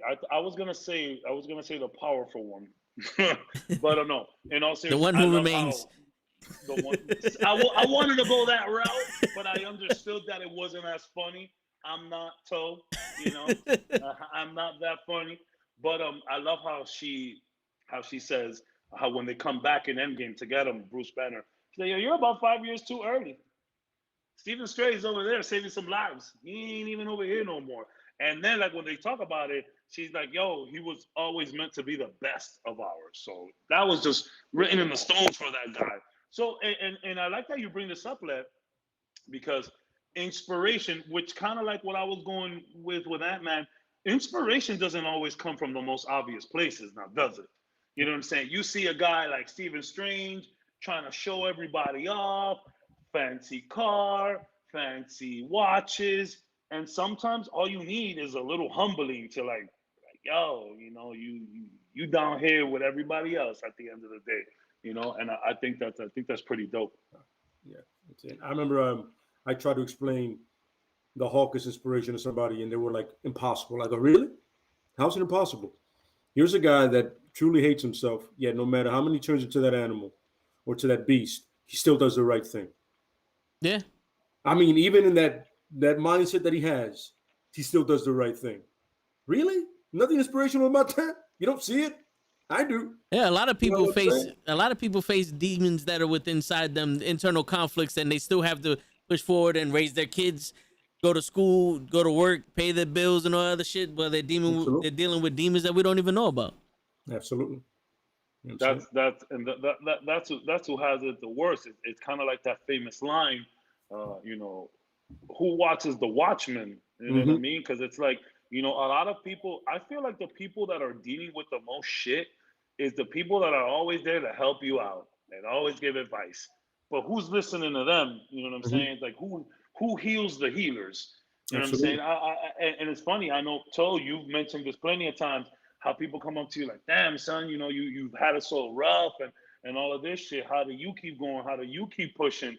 And it's like, yeah, it's usually the ones that are like hiding some shit, that always got a smile on their face, that'll help you out the most, bro. Because we all going through shit. Yeah. And one thing that I learned at a very early age is like, my bullshit ain't more relevant than your bullshit, and vice versa. You know what I'm saying? Like, I don't give a fuck who you are. I don't give a fuck how much you got.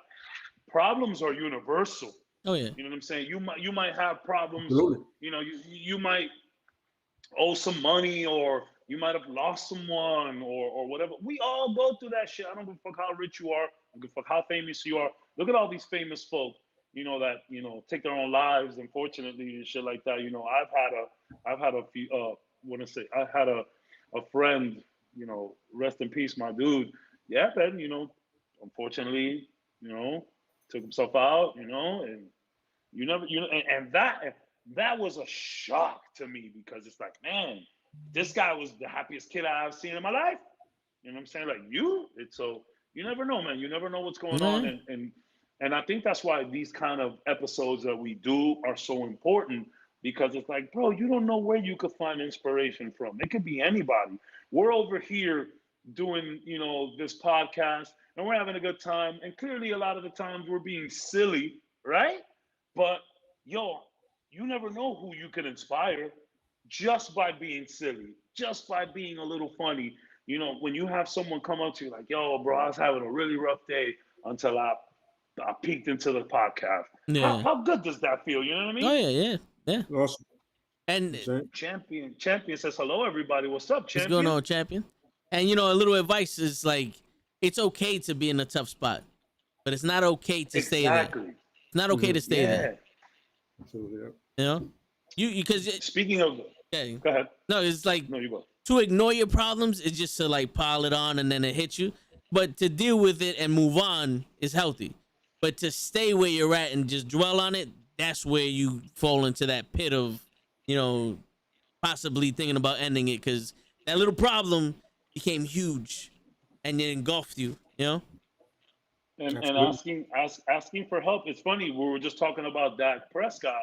Dak Prescott just there's a picture on the ESPN Instagram right now. He was running, and like his like, I guess, his sleeve rolled up a little bit, and on like his like wristband or whatever, he had something that said "ask for help." Dak had a brother that unfortunately went down that path and unfortunately took his life. I think, I'm not necessarily sure, but and he did, right? So asking for help, and again, is being inspired by someone, not just looking for the help in a way, right?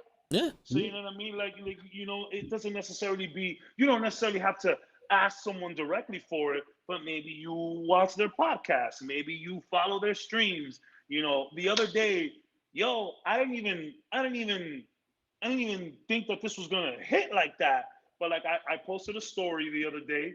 It was a picture it's from a video game, from Ghost of Tsushima. It was that samurai walking towards the tree, and it just said, keep going. I had like 10 messages of people, that's fire. Like, that's crazy. It's such a good message. Like, just, at the end of it, like, just like Toe said, it's okay to have problems. Everybody goes through shit, but getting out of it, as hard as it could be, is you should definitely try to aim for it. And one of the best things to try and get out is finding some inspiration. And it's weird where you find the inspiration from, which is, again, while we're doing this episode, we're talking about comic book characters that inspire us. And you guys said a few already. What else you got left? It's funny. I was thinking, and it's, once again, I'm gonna sound like a broken record, and people will be like, yo, but this one dude, seriously, again, it's Winter Soldier, man. All the hell that man went through. You know what I'm saying? And it's funny because I went back and I read some stuff. Don't ever be mad about talking about Winter Soldier. No, I'm not mad about it, but I know somebody's like, and I'm like, yo, but I'm driving home a point that this is a man that's been through some shit for, like he said, 90 years. He's been frozen, unfrozen to kill, frozen, finally gets out all that shit, and now he has to deal with the reality of everything that he did. Because before, he was brainwashed. He had nothing to deal with. But once that shit is all gone, now the world, he's literally looking at everything he's done. He goes, holy shit, how many people have I killed? What have I done? You know what I mean? And to deal with that all at once, especially when you're no longer, now you're free thinking. Now all you're thinking about is still sleeps on the floor, but he can't sleep at all because he's still thinking about you can see all their faces. He said it.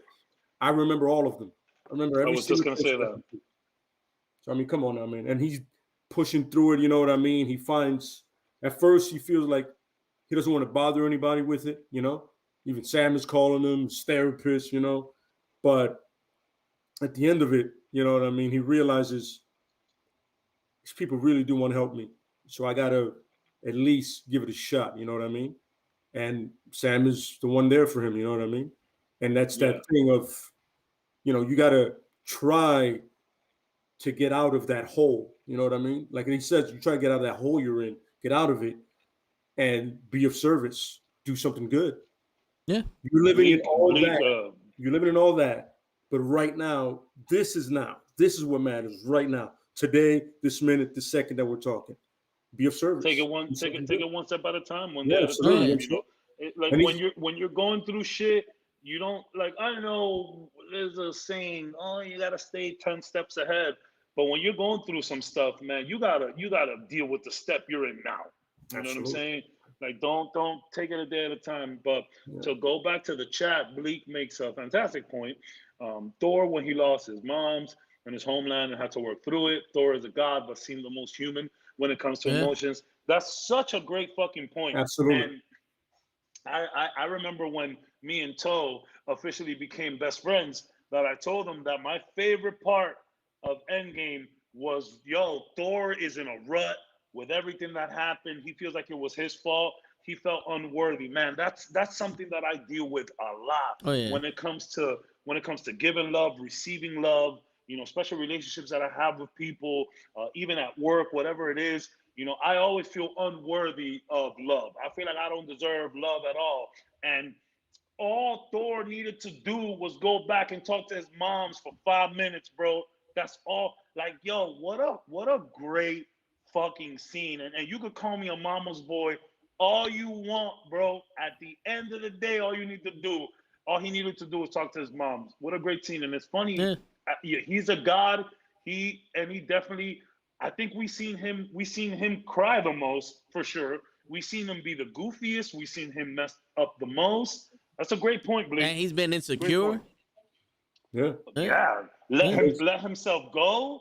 Gain some weight. Like, he really went through some human shit, bro. That's a great point, Bleak. You should have been on the podcast to tell us that, brother. Word.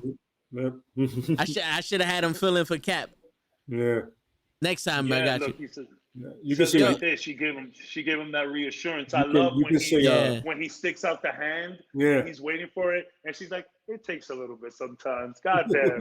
Shout out to all the mamas out there, bro. Shout out to all the moms, man. We got a couple moms. We got a couple moms in the building, man. Shout out to y'all, bro. Mimi, the Flocka, and everyone else watching. Beautiful. You can say the same thing about Rocket, man. From a guy that talks the way he talks and whatever. The moment, anything happens to Groot, especially Groot, he's like, all that foul-mouthed badass shit is out the window. All he cares about is Groot. Yeah. You know, it's his best friend. So is that just a defense mechanism? Because, you know, that is definitely his thing was everything he went through being experimented on. And his first thing is that everybody's against him, except for one person. But then he realizes with the Guardians, there's some more people fucked up like me. Drax is fucked up. Star-Lord is fucked up. Gamora's all kinds of fucked up. Thanos, you're shit in luck with the fucking mentals, man. But he realized, he goes, like when he gets up, he goes, now we're all standing like a bunch of jackasses. But he realizes we're all jackasses here. It's all of us. Yeah. So it's that turn of not being alone, not just me and him. It's us now.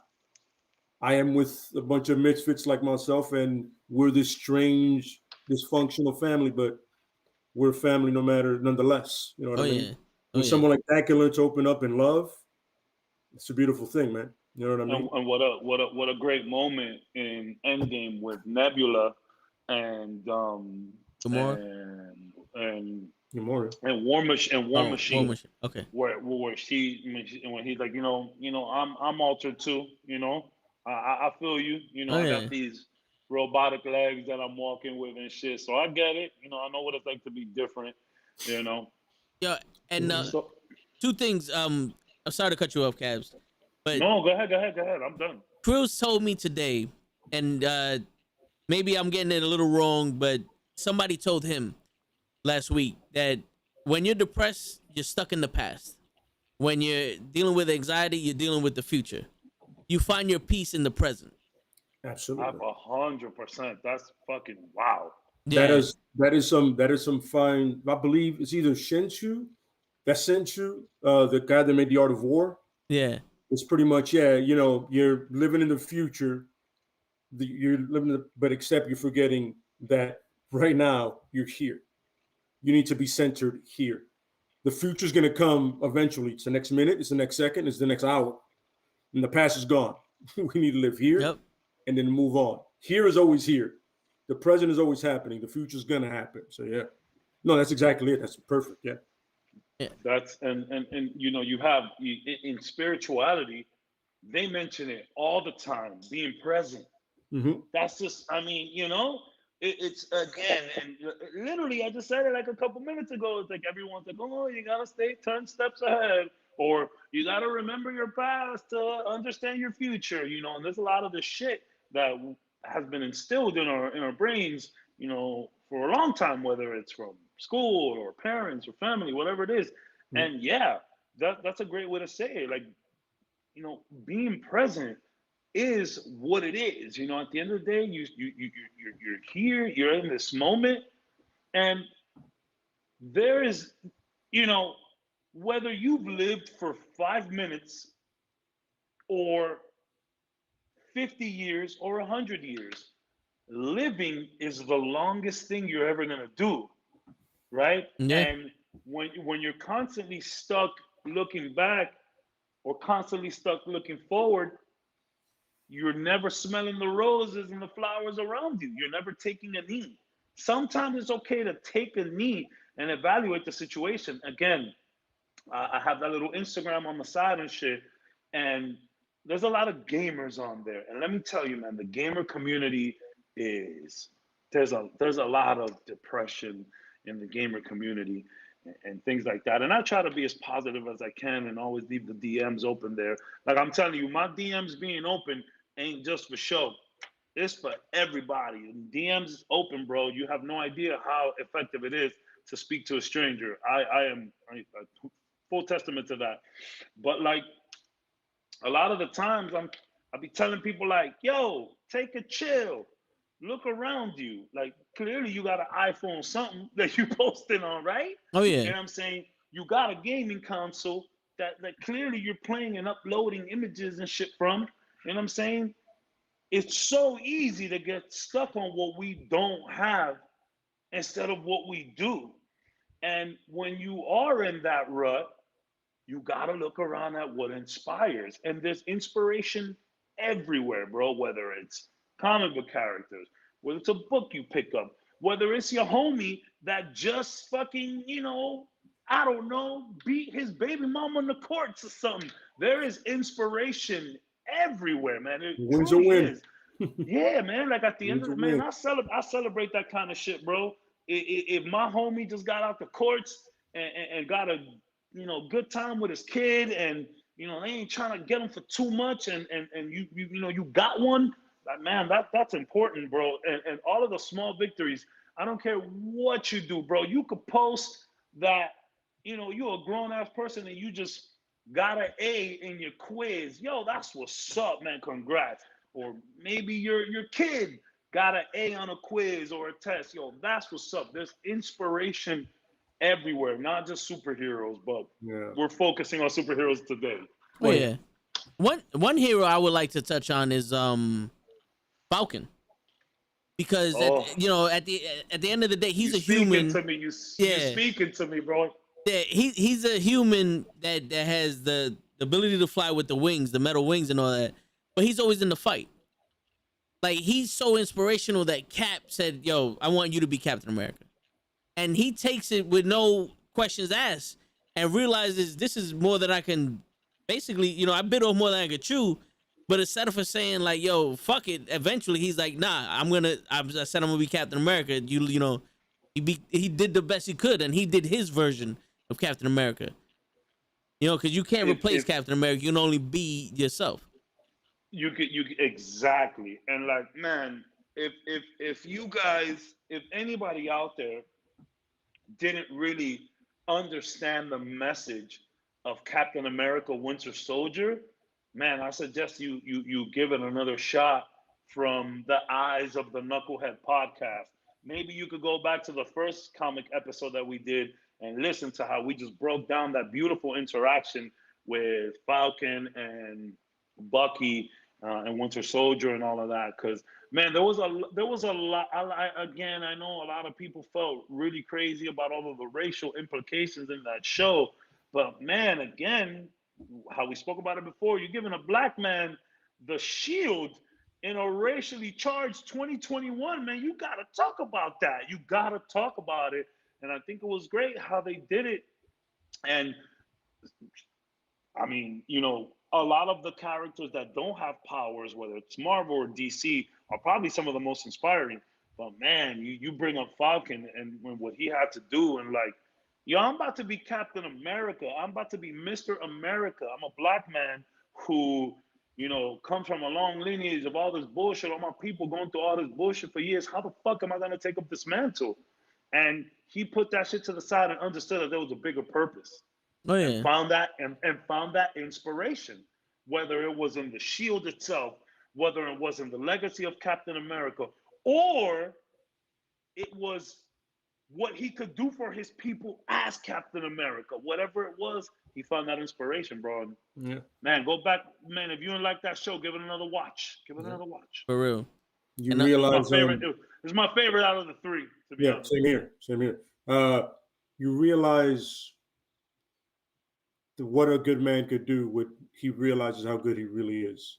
You know what I mean? He just figured it out. He goes, "Yo, I'm a good man," and while my others may not think I deserve the shield, the man who had it before me does. His best friend does, and I do. And that's the only, most importantly, I do. And that's the only thing that fucking matters. I feel I deserve the shield and I can make a difference with it. Oh, yeah. And that's all that matters. Sometimes the inspiration comes within yourself, right? Absolutely, yes. Bro, listen, man, if you have to go into the bathroom and give yourself a pep talk, you know, in the mirror, absolutely. That's what you gotta do. You know, if you gotta tell yourself, I'm that dude in the mirror. If you gotta tell yourself, I'm that bitch, I'm that girl in the mirror, then man, then do that. You know what I'm saying? Again, and that's again being present, where you're not thinking about the past, you're not thinking about the future. You just think about the man in the mirror, the woman in the mirror, and you're just telling yourself, man, I am that dude, I am that woman. Like, I feel like no matter how in a rut you are, I feel like everyone in some, and maybe I'm out of lines here, but I feel like everyone in some way, shape, or form has something to offer, right? Yeah, absolutely.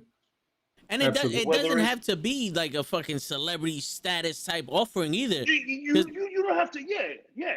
You know, just to be able to be like, yo, this is someone I can talk to. This is someone I can relate to. This is someone that can teach. This is someone that can learn. You know, this is someone that can create. This is someone that can use something that I created. You know, life is not about being a Kardashian or being a fucking LeBron James to be great. There's a bunch of people that no one's ever seen on TV that affected so many lives. You know, just being who they are and just being who you are is enough inspiration for other people to be who they are. 100%, bro. 100%. And I had a. Go ahead. Most of the time is like a lot of people are not gonna see your vision of your life because they're not living your life. They're living their life. So they put you in a box. They put you in the limitations that they set for themselves. So you have to be able to inspire yourself to do things, because if people can't see your vision, they're not gonna believe it. But if you can see your vision and you're able to like work out your vision, like I'm pretty sure people see this podcast and they're like, oh, it's just a podcast, you're not making no money off of it or anything like that. But that's not that's their vision, to make money. That's not my vision with this shit. You know what I'm saying? All that shit comes later. We're connecting with people. We're doing something. I just like vibing. You know what I'm saying? So it's like when you have the inspiration to stand up for yourself and do what you believe is right, that's inspiring to other people. You know, and I had a situation. So, and you know, I'm not trying to get gassed, but I had a situation. So, you know, us and the guys, you know, Lad, Krills, you know, when we were younger, we used to be in the Armory PAL. We were youth counselors and whatnot. So tons of kids, you know, tons of kids with issues that we might not have known about, issues that they might have spoken about. So I remember these two kids. These two kids came up to, they're like 13, 14 years old. They had a mixtape. But I can't even lie, man. Them motherfuckers had a whole mixtape. They had a dope cover. They were spitting. And they were like, yo, can you listen to this? So I heard it. And they were really trying to be something that I didn't think that they were at the time. So I told them, I'm like, yo, man, this shit is garbage. This is garbage. Like, and I'm not saying it's garbage because it's bad. You guys clearly have something going on here, but this ain't y'all, man. I don't think this is y'all. Like, is this what y'all do? Like when y'all leave here? I don't think this is what it is. I think you should be a little bit more yourself. Fast forward, like a couple years later, this was my last night in New York before I came here to Miami. We ran into one of those kids. And, you know, it was my last night there, so I had a couple drinks, and, you know, I was messed up, and it was just me and Krills left. It was like 1 in the morning, 2 in the morning. So we were fucking, hey, with the mask, let's go. Let's go. I'm going to finish the story, and I'm going to let you live, because that is a fantastic mask. So we go into the smoke shop right there on 170, between 170 and 171st and Broadway. We went to that little smoke shop. He's there. And I see him. He sees me, but you know, this guy's older. He's cooler now. So he goes, yo, what's up, Mr. Counselor? And I'm like, yo, what's up, my dude, man? What up? He was like, yo, I just want to tell you something, man. What's good? He was like, yo, you changed my life, kid. I was like, what you mean? He was like, nah, man, all those years ago, man, you know, you told me some stuff that I needed to hear, and you changed my life for the better. I just want to say thank you. I was like, damn. And I don't know if he was specifically talking about that moment, but I think he was talking about that moment. You know what I mean? Yeah. And again, you never know who you're inspiring. You never know where you're going to get the inspiration from. Oh, yeah. And I'm not even going to drag this story out anymore, because look at this beautiful camera. Can we just put this man on screen? Whole screen bleak. There you go. Look at, wow. That is impressive. What other mask? I think he's muted. I can't hear him. Can y'all hear him? No, he wasn't talking. I don't know how much you can really talk through that mask, bro. Yeah, it's kind of rough, man. Yeah. Does it light up? Does it light up and shit like the others? Nah, so this one doesn't. That shit is ill, bro. Man. That's a dope mask. That is. Yeah. Yo, that's definitely COVID proof right there, man. Yeah, it's COVID proof, man. 100%. You could pull up into a place where masks are required with that. Absolutely. You just can't eat nowhere though. No, you can't eat now. Hey, as soon as you sit down, you can take off your mask. It's fine. That's true. That's how restaurants work nowadays. And you know, we could get into that a whole other time. But Bleak, before any of us keep going, you got any motivational characters? The character that speaks to you directly, you know, hypes you up, motivates you?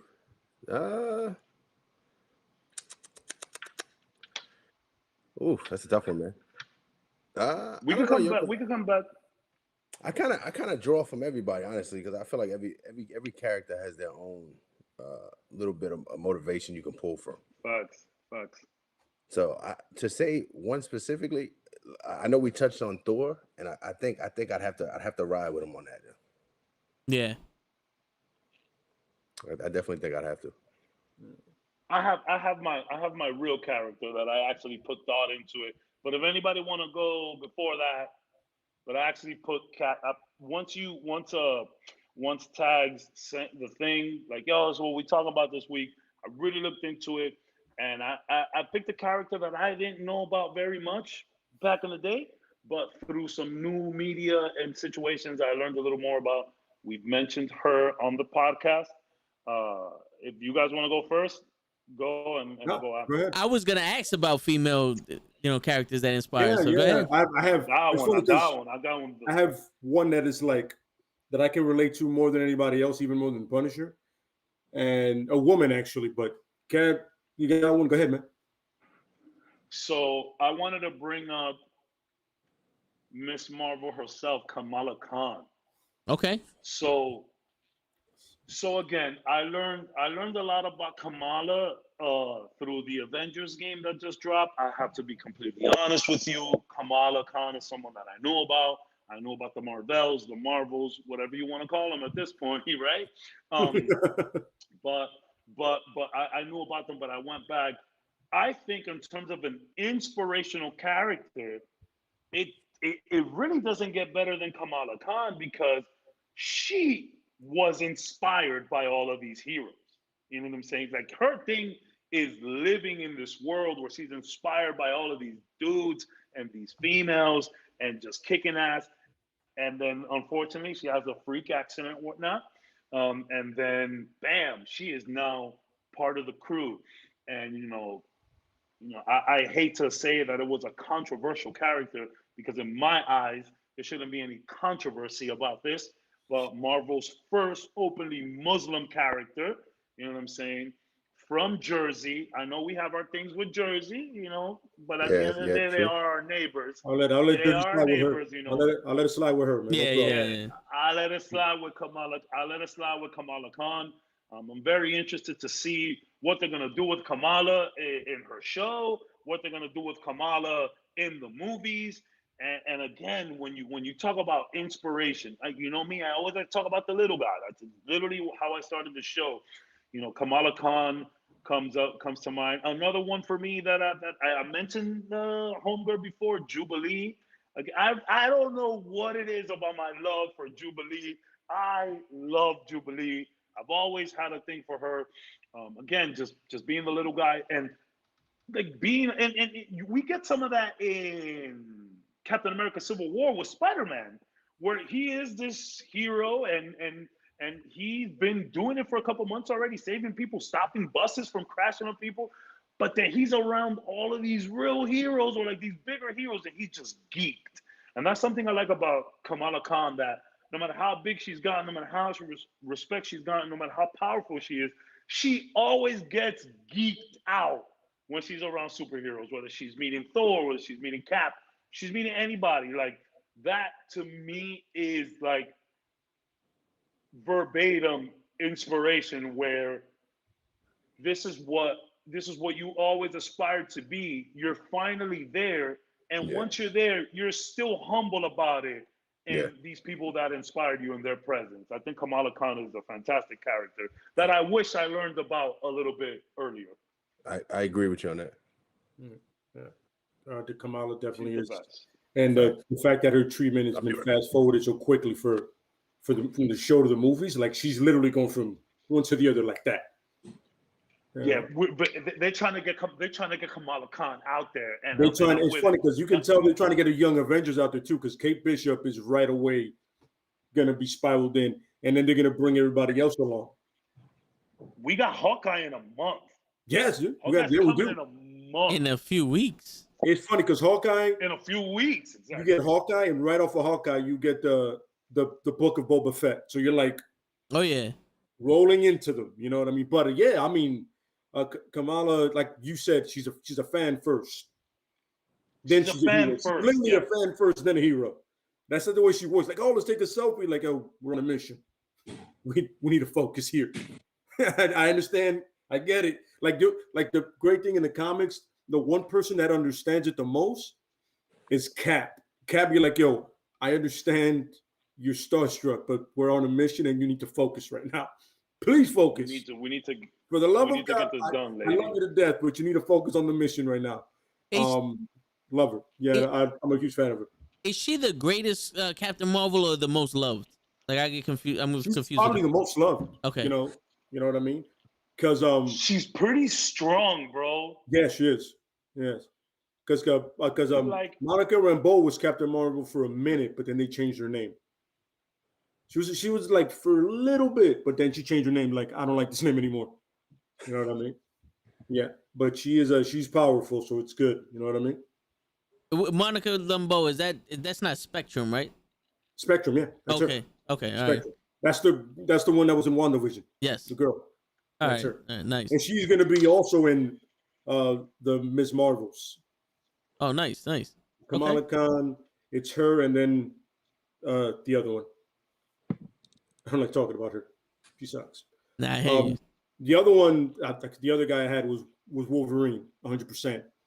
I see Wolverine, I see myself so much, not just facial hair, but the attitude, the way he approaches things, just all around being, which sounds horrible at the beginning of it, but if you know anything about Logan, when he's with somebody, he loves them fiercely. Rogue, Jubilee, Katie, any of the X-Men, probably except not Cyclops or Gambit, kind of like, but anybody else, he protects them fiercely. He loves them fiercely, and he's overcome all his bullshit and still managed to do the right thing. You know what I mean? So for somebody to have the past that he had and never realize who he was, to still do the right thing, when not really having a past in his own mind, and then starting to learn who he was and still do the right thing. I mean, you know what I mean? Like I said before, your past doesn't define you. Your present does. So do better in your present and be a better person. He served. Shout out to the veterans. Yeah, absolutely. Yeah, he did. He served way too many wars. He's been through a couple of them, but yeah, definitely you can be better than your past any day. Just you gotta want that change. You can ask for help. Like Xavier helped him, the X-Men helped him. So you could be better any day of the week. You gotta take that first step, and people are here to help you. Oh yeah. Like the DMs are always open. You never have to fight. You never have to fight any battle alone. You never do. You know what I'm saying? Don't choose that path. Choose a path with support. You know what I mean? Yeah. A name came to mind. I thought of somebody for inspiration. First and foremost, I want y'all to know I got my Ediths on. Yeah, I saw that. Don't get no drone strikes on us, Spleak. Yeah. Don't drone strike the vegans. I'm going to stand for the vegans. It's on the way. All right, cool. I'm gonna go with Professor X. Okay. And one of my main reasons why, he sees the good in everyone. Yeah. Regardless of how twisted you might be, he sees the good in you. And I think everybody needs just that little piece of Professor X, man. You gotta. I mean, people are messed up, but you got to be able to see the good in them as well. Yeah. Agree. Yeah, because even there's good in everyone, and I mean, look at his ragtag group of people that he put together. I mean, some of them are stand-up characters. Absolutely. So we got people like Logan that Led just mentioned who needed work. Let's just be honest. He needed some work. 100%. I mean, it's also it's real easy when Professor X, could tap into your mind like, yo, listen, I'm not the bad guy. If somebody from across the room is talking to your head, you might have to believe them. You know what I mean? But absolutely, and then you have your Gambits and even Rogue, because Rogue, how difficult is it for Rogue to open up to anybody when the poor girl needs to be dressed up head to toe so that she doesn't accidentally touch somebody and drains their power? And he got these band of misfits together and made something pretty incredible. And even you don't necessarily have to be a bad person. Even instability. Look at Jean Grey. You know what I'm saying? Yep. Jean Grey wasn't inherently a bad person. She's a freaking powerful from the very, very, very beginning. The girl's been powerful her entire goddamn life. You know what I'm saying? And for him to harness that, tap into it, and turn her into, Jean has her days. Yeah. she has her sagas, let's say. She has her sagas. And they get dark. They get boy, do they get dark. Yeah. Are we ever going to see, fellas, I'm sorry for veering off. Are we ever going to see are we going to see a real deal, to the book, good adaptation of Dark Phoenix? Are we ever going to see that, y'all? We gotta trust and fight. We gotta trust and fight. Yeah. We gotta give it time. We gotta give it time. You know what I'm saying? It'll be one of those things where the technology will make when she turns to the Phoenix look crazy. Technology is great now. Are we gonna be done with her? Are we gonna be done with her by the time we get a live action good adaptation of Dark? If we're not done with the Star Wars, Batman, Superman, and Spider-Man movies by now. True. This is true. Because how many Batman movies has DC been living on till now? Like 12. It's been a few. It's been a few. Hard on what? Yeah. And we were writing hard on Spider-Man for how long? Oh yeah. It's been a minute. You know what I'm saying? So, you know what? I can give her some leeway because the director for X-Men 3 had no business directing an X-Men movie. At all. He was doing Rush Hour before he did that. Yeah. Why are you here? Who thought this was a good idea? I agree. Rush Hour, X-Men. I don't see the comparison. It's not even that money. funny, the movie. Oh no, I understand why it was unfinancially. Yeah. Artistically, it was a fucking horrible choice. It was trash. Yeah, absolutely. And the funny, when the Juggernaut has an accent thicker than anybody here right now, I'm like, why is he British? I miss. Where in the comic book did I read he was British? I'm the Juggernaut, bitch. But the funny thing is, he's white. Bro. He's white. You got him right. He's white. By the way, I love Finney Jones. Don't throw it out there. Finney Jones. Oh yeah, facts. Amazing character. But what? He's white. Nailed that part. Then I'm like, but he's British? The CGI Juggernaut was way better in Deadpool. Oh yeah, 100% better. Oh yeah, without question. Completely agree. Bro. Even the Colossus. Oh yeah, Colossus. That's what I'm saying.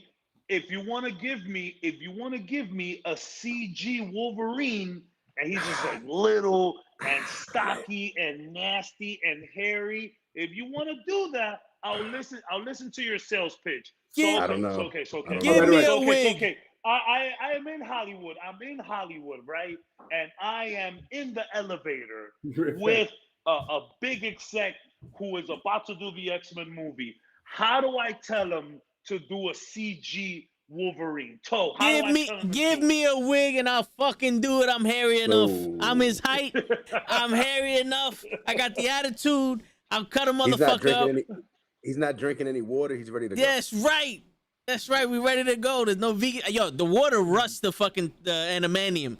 Just so you know, Cavs. So I'm not gonna rust that shit, and it's only gonna be shiny because the soda's gonna fucking take up all the impurities of the motherfucker. So we out here, babe. I'll be the fucking Wolverine.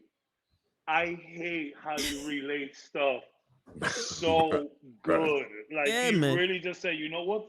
The waters is gonna mess up the adamantium. Is gonna rust it. And I drink so much soda that all of the adamantium is going to be squeaky clean. Yep. I hate how that makes sense. I hate how it makes sense. I don't have all the facts for no reason. I'm just saying. All right. I can see, man. Holy shit. All right, listen. If we do a CGI Wolverine right, can Andy Serkis just do the motion capture? That man is the king of motion capture. Yeah. I give you that. Yeah. He does apes, gorillas, fucking the dude from the Lord of the Rings. He does it all. Hey, you want to talk about inspirational? Let's talk about Caesar, all right? No, that's not a bad thing. He led his people.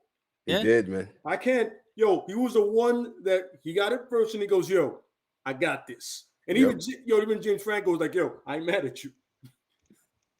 You might have a point. Yeah, absolutely. If you lead your people, I got no problem with it. Doesn't bother me. Yeah, it's almost like Magneto. Go ahead. Mm-hmm. You know what? See, I was going to mention Magneto, but the problem is there's a fine line between leading and death. Yeah. Right? This man wants to drop. He said he would drop a city on Adolf Hitler. Yeah. The problem is there's a lot of people that follow Adolf that are just idiots or simple-minded, and they really don't deserve to die. They're just like, I don't know what else to do. You know what I mean? They're lost.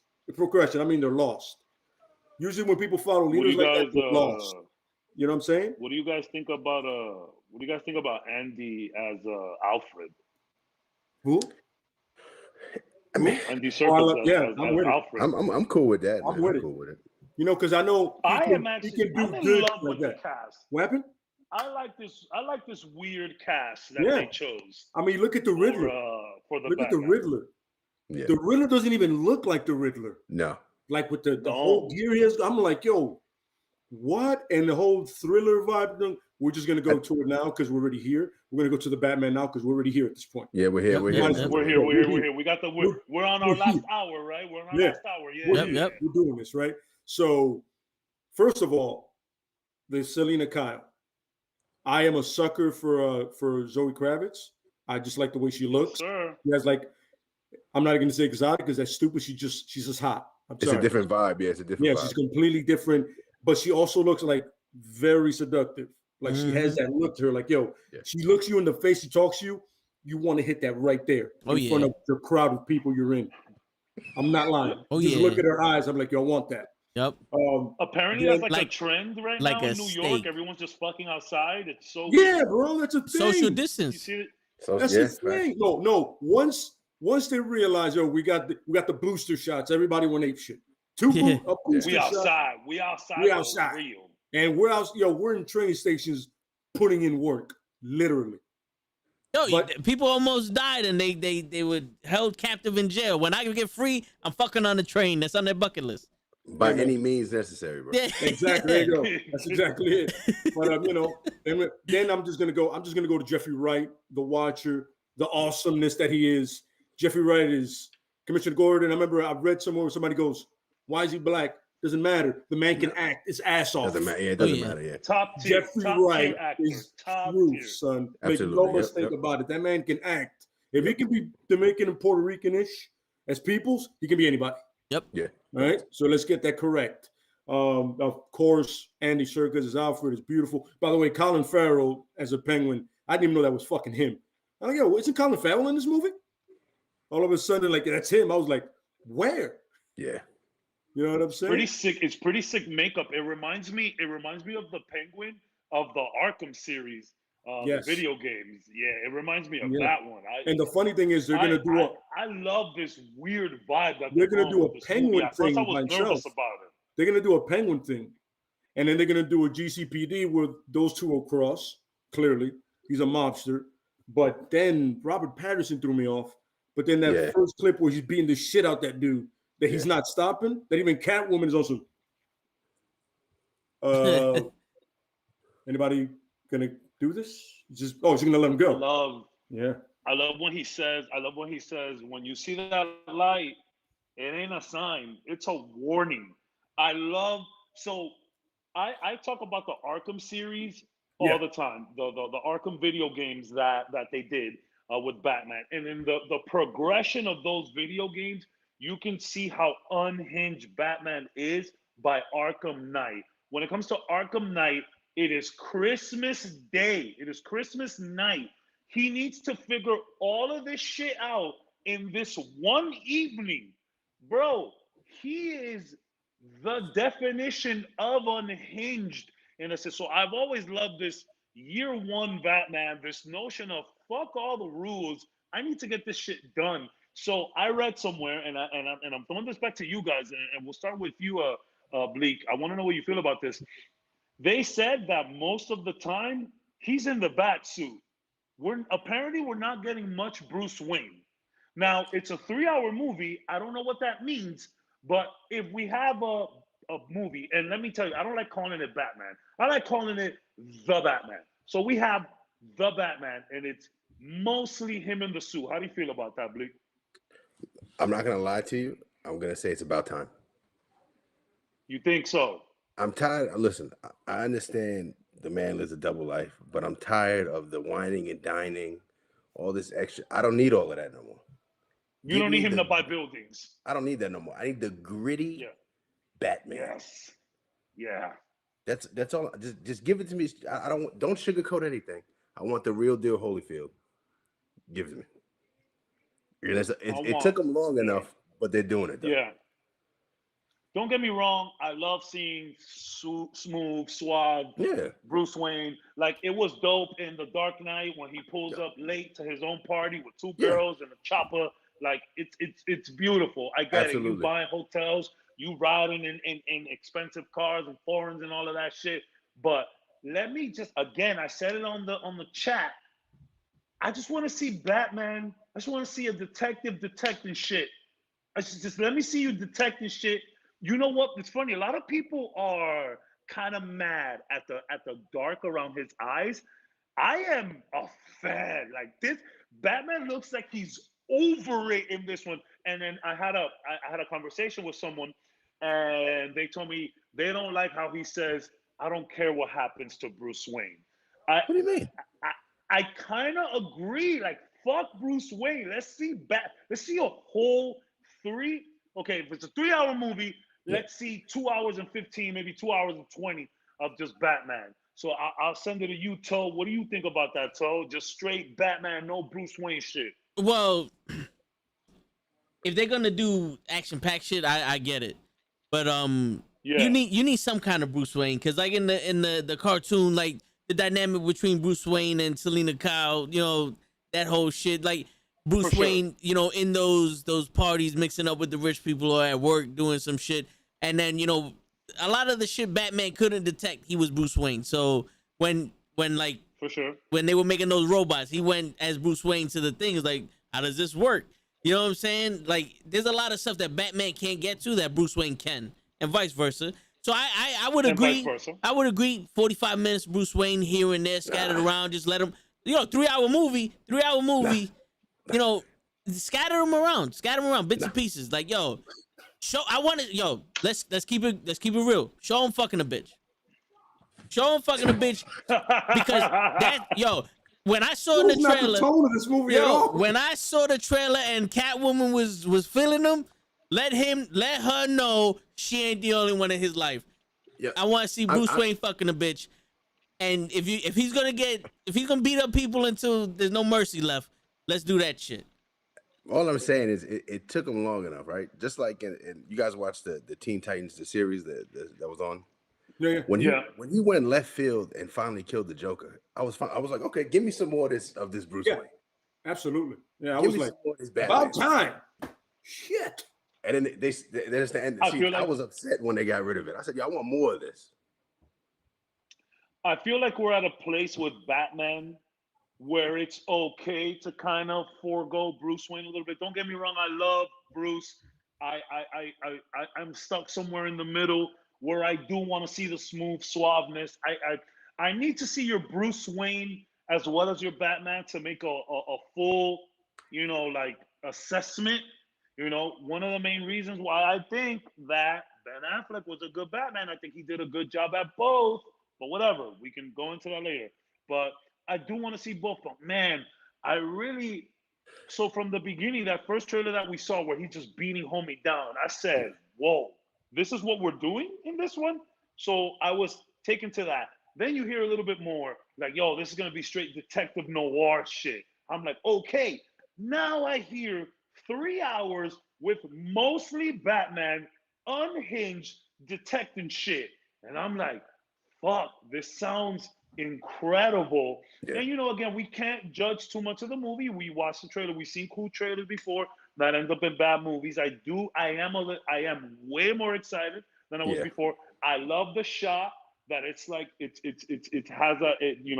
the sun is setting and he's just looking over his city. I do love that shot. But let's see, Lad, what do you think about not that much Bruce Wayne and more Batman? I'm not gonna lie to you. To me, is the actor for it, and I've never I've seen some of his stuff after Twilight. Like, I've only seen like a couple of minutes of a Twilight movie, but I've seen a couple things after. And the Batman part, I completely understand. Like, he's played characters really gritty. Really, I forgot this one movie where like he's a douche. Well, he's a soldier. But he's not like a Bruce Wayne douche. You know what I mean?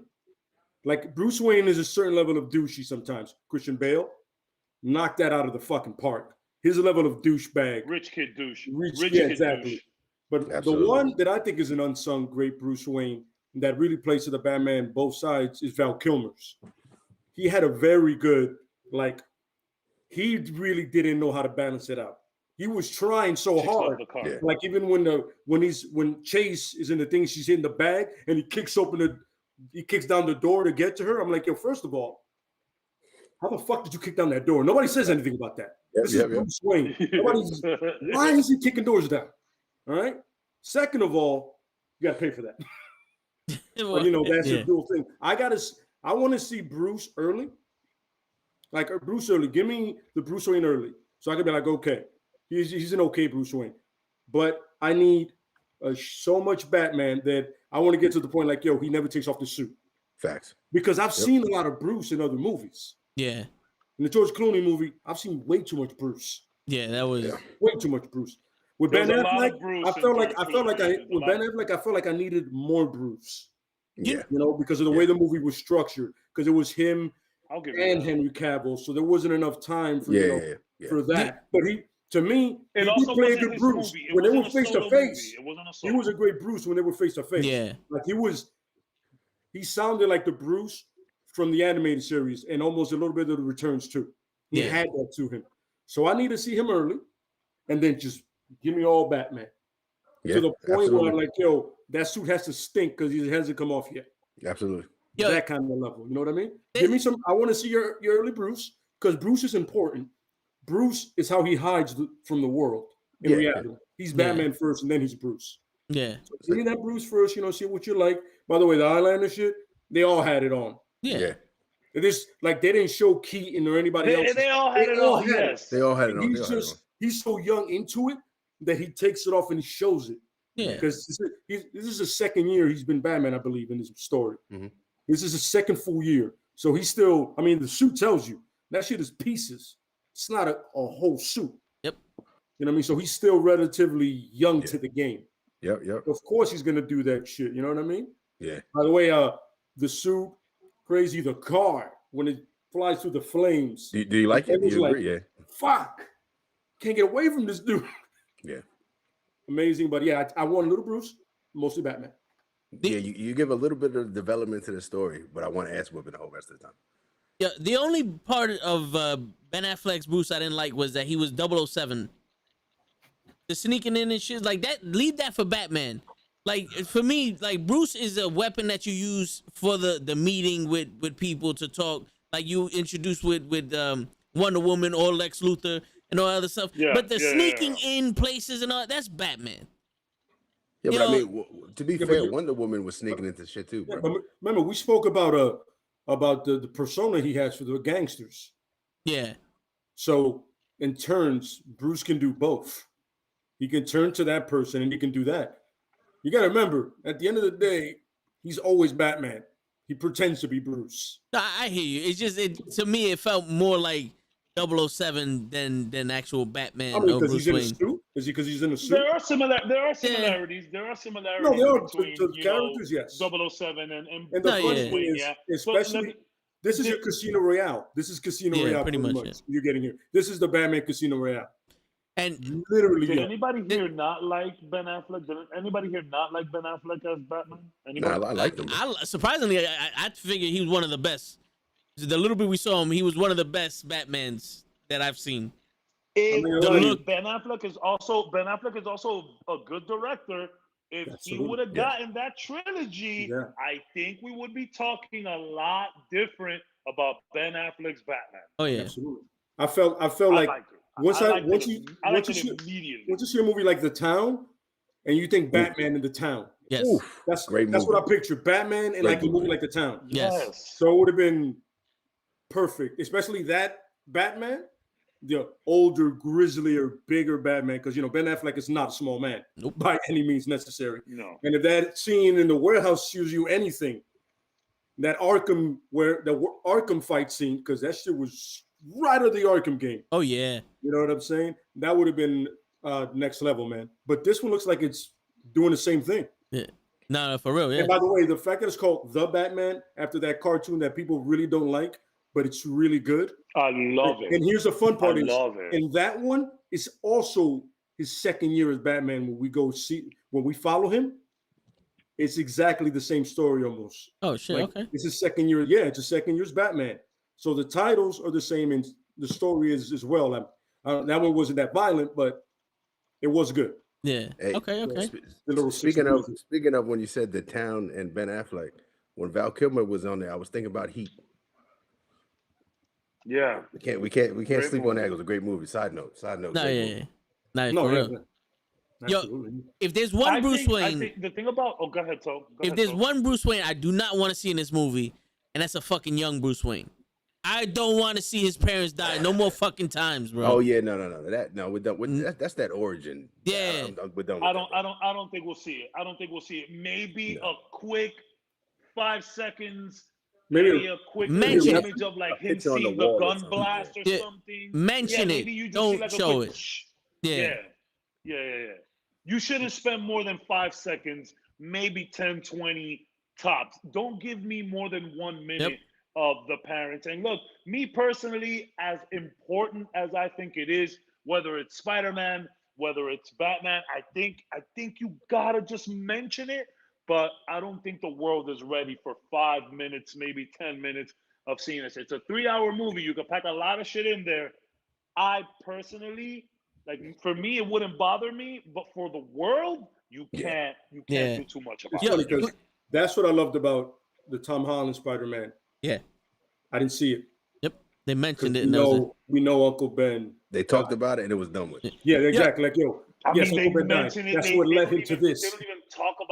They don't even talk about it. They just show his briefcase. Yeah, but see, it says Ben Frank Parker. Like, yeah. But you know, it's crazy. See, but then on the flip side, you got like Tony, and it's constantly about the dad. Yeah, it's true. You see what I'm saying? Maybe that's why you can't do it. Yeah. Maybe that's why you can't. Yo, quick question about this Batman. Is it in the same universe as the Joker movie and or the Harley Quinn movies? So far, no. So far.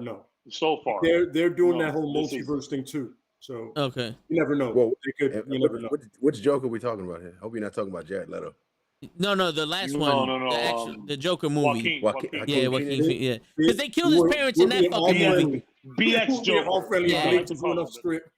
Yeah, they killed him in BX. That's BX Joker. They killed him in that fucking movie. So if it's in the same franchise, then at least you killed him already. So now we can talk about the Batman.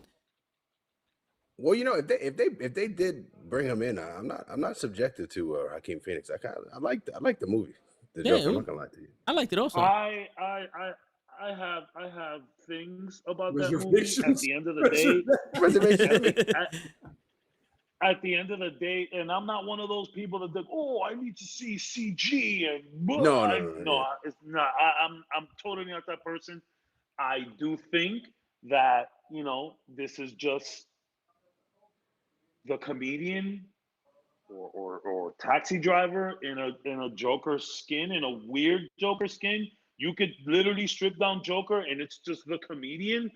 I will say that, but I mean, a lot of movies take from it. I enjoyed watching it. I feel like it's something that was in my head for a couple of days and then right out. I think like I don't bring up that movie much more. I haven't watched it again. No, I've only watched it once. I haven't watched it again. Yeah. The first time I watched it, to me, it was more of a movie about mental illness. For real. Yeah. Yes. It's all about mental health. That mental illness for you, and then I was like, oh shit, okay. They just put a face paint on it, and they called it a guy we know that we would recognize. That's pretty much what it was. Which is my problem with the new Teenage Mutant Ninja Turtles movies, where I feel like it could have been anything. It could have been Teenage Mutant Ninja Wolves. Could have been Teenage Mutant Ninja Dogs. Yeah. Nothing made me feel like it was the Turtles. So same thing with this Joker movie. I feel like you just took a movie about mental illness and health and put a Joker skin on it. Put a Joker skin on it, so that maybe it could relate to more people. Maybe you wanted to do something a little bit more comic bookish and artsy. And I'm not saying I didn't like the movie. I'm just saying it was in one ear out the other. I don't think about that movie much more anymore, as opposed to like even Batman versus Superman. I think about that movie a lot more than the Joker. Yeah. And again, I know it's so different to judge them. They're two totally different fucking films. I get it, but I have my things about that movie. I mean, to me, it's kind of hard when you had Heath Ledger and then you had actors after it. Yo, but would Heath Ledger's Joker be as good as he was if he didn't die? Yes. Whoa, Yes, bro, hands down. yes, I mean, I think he played it to a T, bro. He played and the psychopath to an absolute T. yes, he.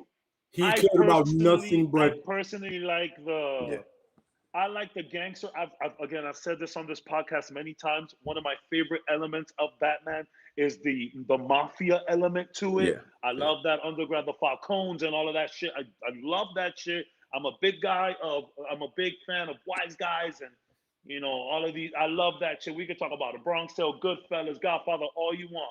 I love that shit. The Many So Saints of Newark. I did.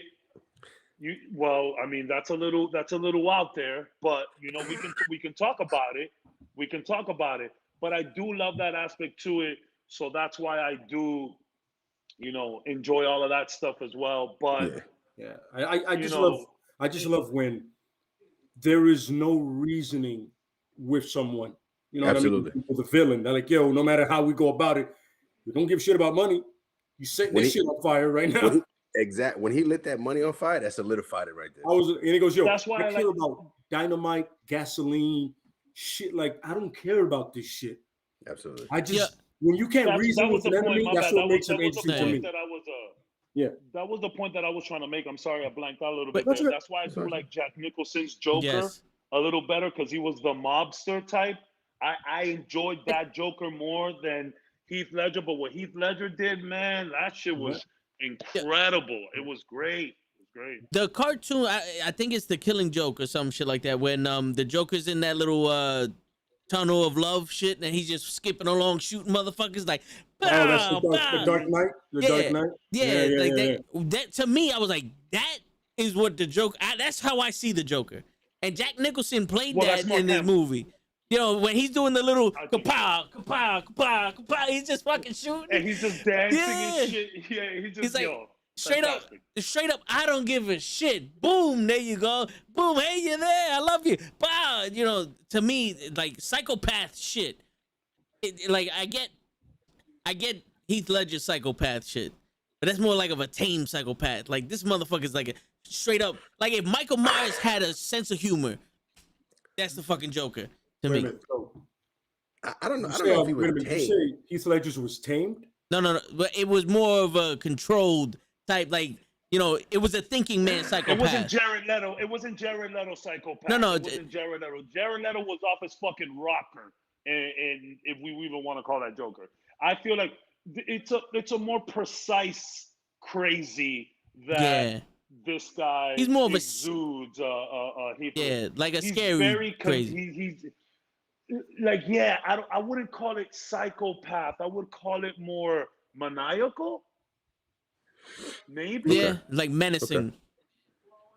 Menacing, maybe even the term, because he has his little moments, but like I think Jared Leto is the psychopath. I think he's the complete psycho. And then on this spectrum of Joker, you have the gangster,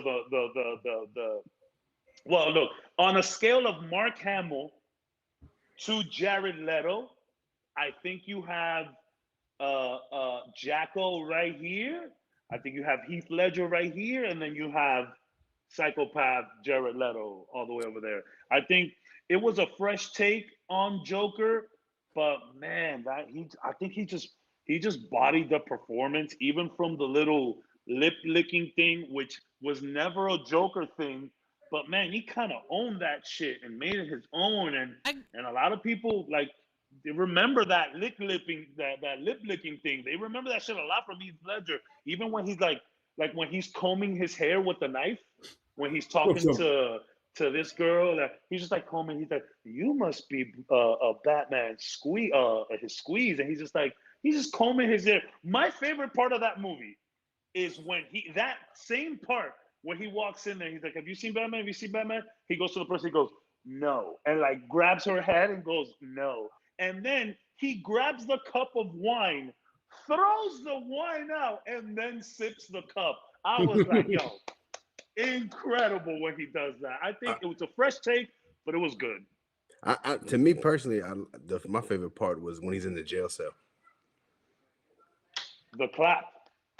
Yeah, absolutely. Just the whole demeanor was like, I don't care. I already know what's about to happen. I'm not worried about it. The situation doesn't bother me.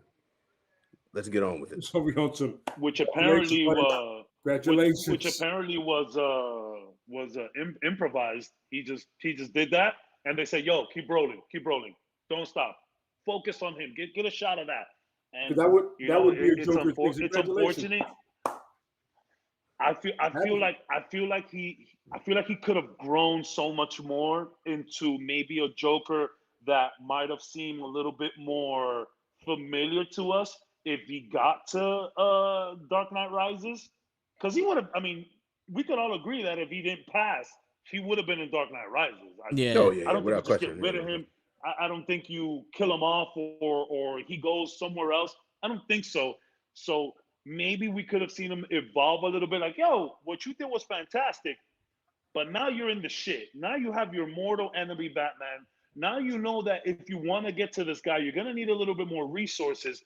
Maybe at that point we could have had him link up with some more people, maybe get into it with the Falcons and all of that shit, maybe link up together. Maybe we'd see that more Jack Nicholson type of a Joker. Because let me tell you, when he's in the parade and he's just fucking launching money at people, that shit is fantastic. Mm-hmm. I love, man, Jacko's Joker was insane.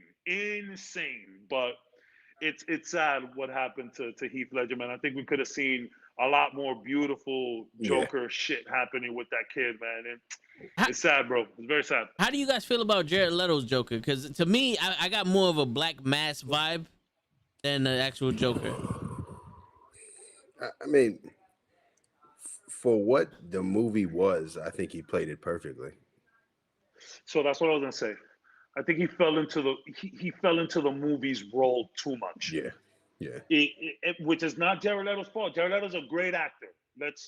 I'm not saying that he did bad.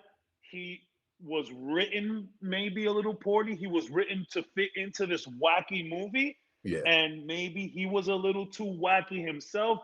And there was, like, Joker always has one-liners, but some of his one-liners were a little like, this bird is baked. Like, God damn it. Like, it was a little too wacky for me. And I know that is weird. We're talking about the Joker too wacky, impossible. But it was just, like, I think Bleak makes a good point. They made it for the movie, and it just kind of went a little left field. Oh, yeah. When Harley Quinn winds up... What did you think about it? Better than you? You're like... Yeah. You know what's crazy? Just thinking about it now is like Jack Nicholson's the only Joker that actually made people smile, even though they're dead. They still smiled. Like in the cartoon, most of the time, like you laugh and he literally made them smile. You know, yeah. He literally made them smile, like he's fucking dying laughing with that gas. But I was clarified. I got Black Mass vibes off him because he was more of a gangster than what the Joker is. You know, like and it was more freaky than menacing or psycho. It was freaky. It was freaky. Like, you're looking at my girl. Very saw-ish. Yeah. Yeah. Yeah, it's like very saw-ish. Yeah. You're looking at my girl over there? You want a piece? She's yours now. Like, what? Like, yeah, that shit. Like, yo, the tats. The tats. I was like... That too. And it's funny. But no, here's the thing. There is a Joker in the comics that I forgot what writer made him that way. Like, the writer said, I want the artist to make him with the tattoos. And I was like, the Joker is part of the Yakuza? What the fuck? What's going on here? Yeah. There's no dragons. I'm like, what the fuck did he become Asian? What's going on here? It's funny. Jared Leto did that movie. Was it called The Last Ronin? On Netflix. The Last Yakuza, I think. Outsider. The Outsider. I'm like, yo, when I first saw that comic, I picked it up and I was like, look, my boy, what is good movie? The Yakuza. I enjoyed it. He was like, yo, I have no idea what fucking Joker that is, but I'm not reading that. I was like, oh, I'm like, yo, I didn't realize he was Asian. And the funny the look looked Asian, like even his eyes, and I was like, this is not the Joker I know. I'm sorry, I can't. It was too much. Yeah, he had fronts in and stuff. Like it was a bunch. And while we are on the topic of Joker, shout out to Cesar Romero. Yes. First live adaptation of Joker. And respect to not cutting off your mustache. Shout out to the Caribbean. Yeah. My man, he was Cuban American actor representing for the Caribbean and the Latinos everywhere doing Joker. Shout out to Cesar Romero, bro. Oh yeah. Cesar Romero. And his Joker was more funny than anything. I mean, that entire show was meant to be a little funny, but I really enjoyed his laugh. Yeah, me too. I was going to say that. I loved his laugh. Yeah. It's the first live action Joker laugh that we seen or what we heard. I think it was really funny. It was pretty good. The one, yo. Shout out Cesar Romero.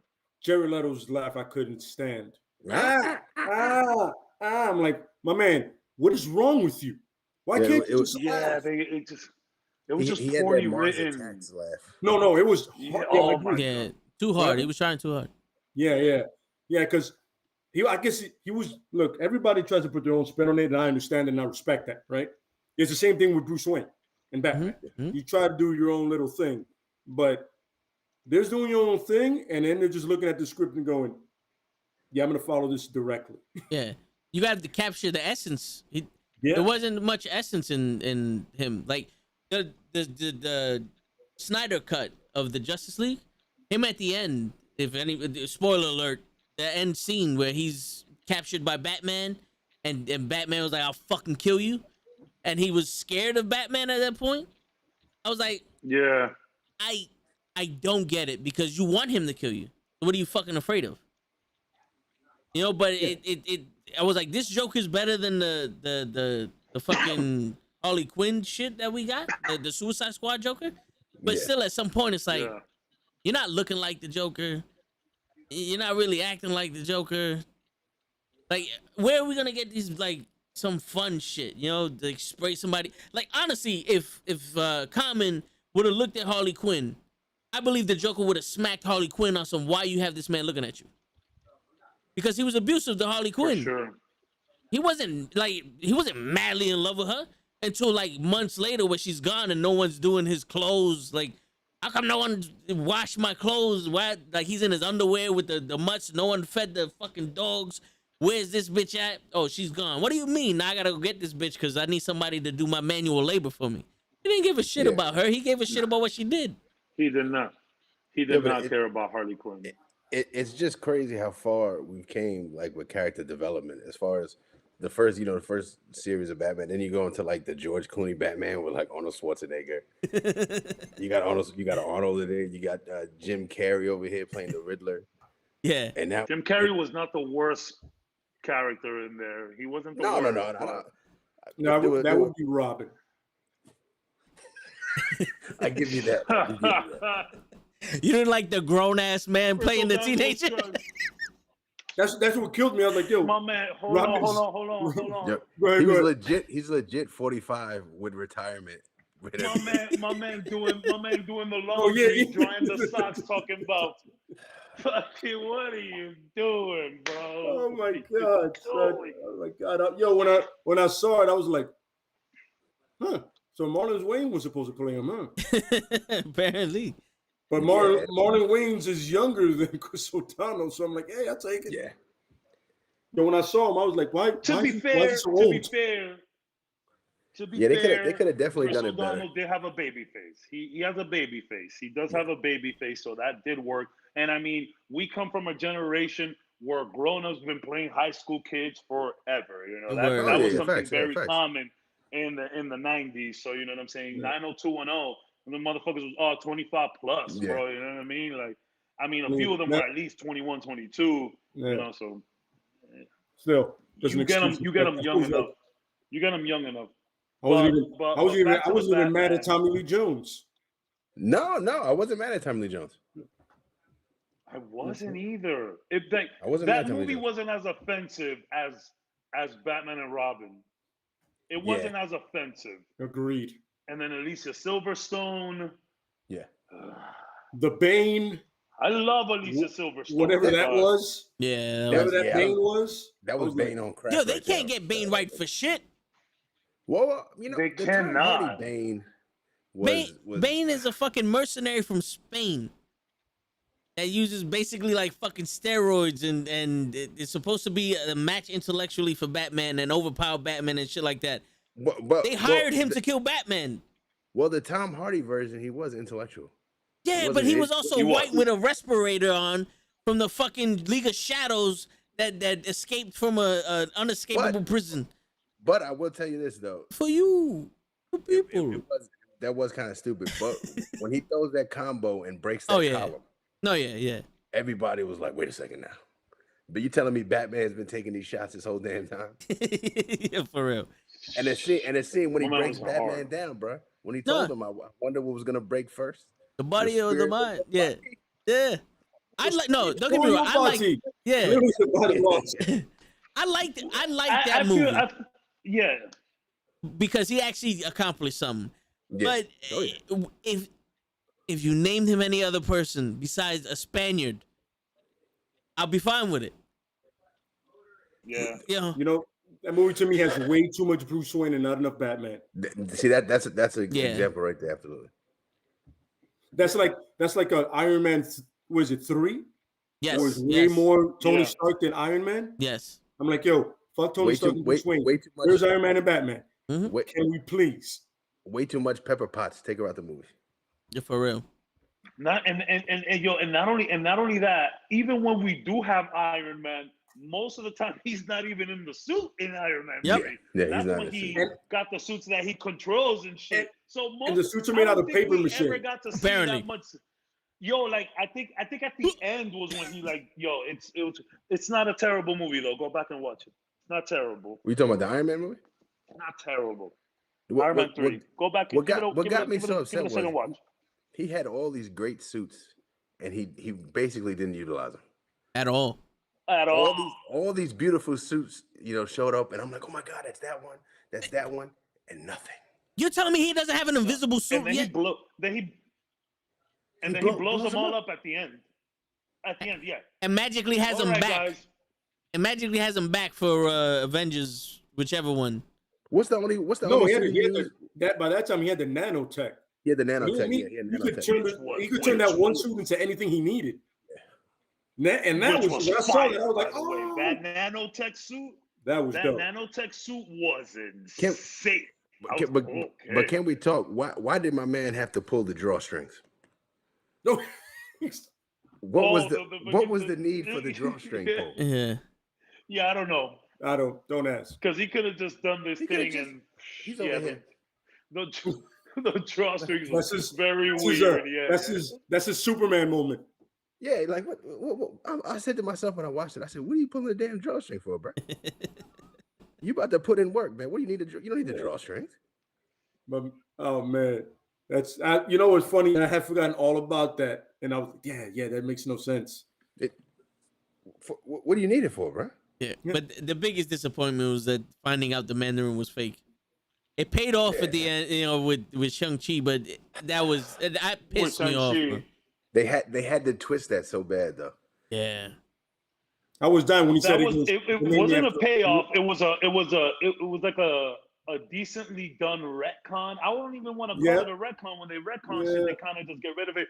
It was just a nice way, like we see what you did there, Marvel. We're okay with it, but we know the truth. Yeah. You fucked up. Yep. You fucked up bad. Bullshit, you had this planned. Trying to save your ass. Bullshit, you had this shit planned out. Yeah. I was that when he said, I've been called. That's like when you copy off of your best friend's homework and the teacher knows that you did it and she gives it back to you like, yo, I know what you did. I'm going to let you redo this though, okay? That's Iron Man 3 to Shang-Chi. That's what happened. Yeah. You get one more shot with this.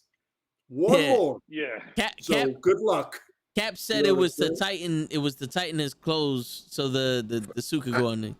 I read that, but Cap, if he's already wearing a schmedium, how much goddamn tighter are you getting, bro? That is a schmedium. The man's for sure a schmedium. Clothes. This is true. And anyway, the nano suit comes over it. The man doesn't matter. The nano suit comes over it. Yeah, but the Iron Man suit has to hug you like your one true love. No. Yo, if that Iron Man suit is loose on Tony Stark, then that means he's basically vegan out there. Time out. Look at this guy. If it was the suit that was coming to him, it'd be one thing. But since it's the nano suit, I don't want to hear it because the nanites take over the body, bro. So I don't want to hear it. The nanites are gonna fit how they need to fit.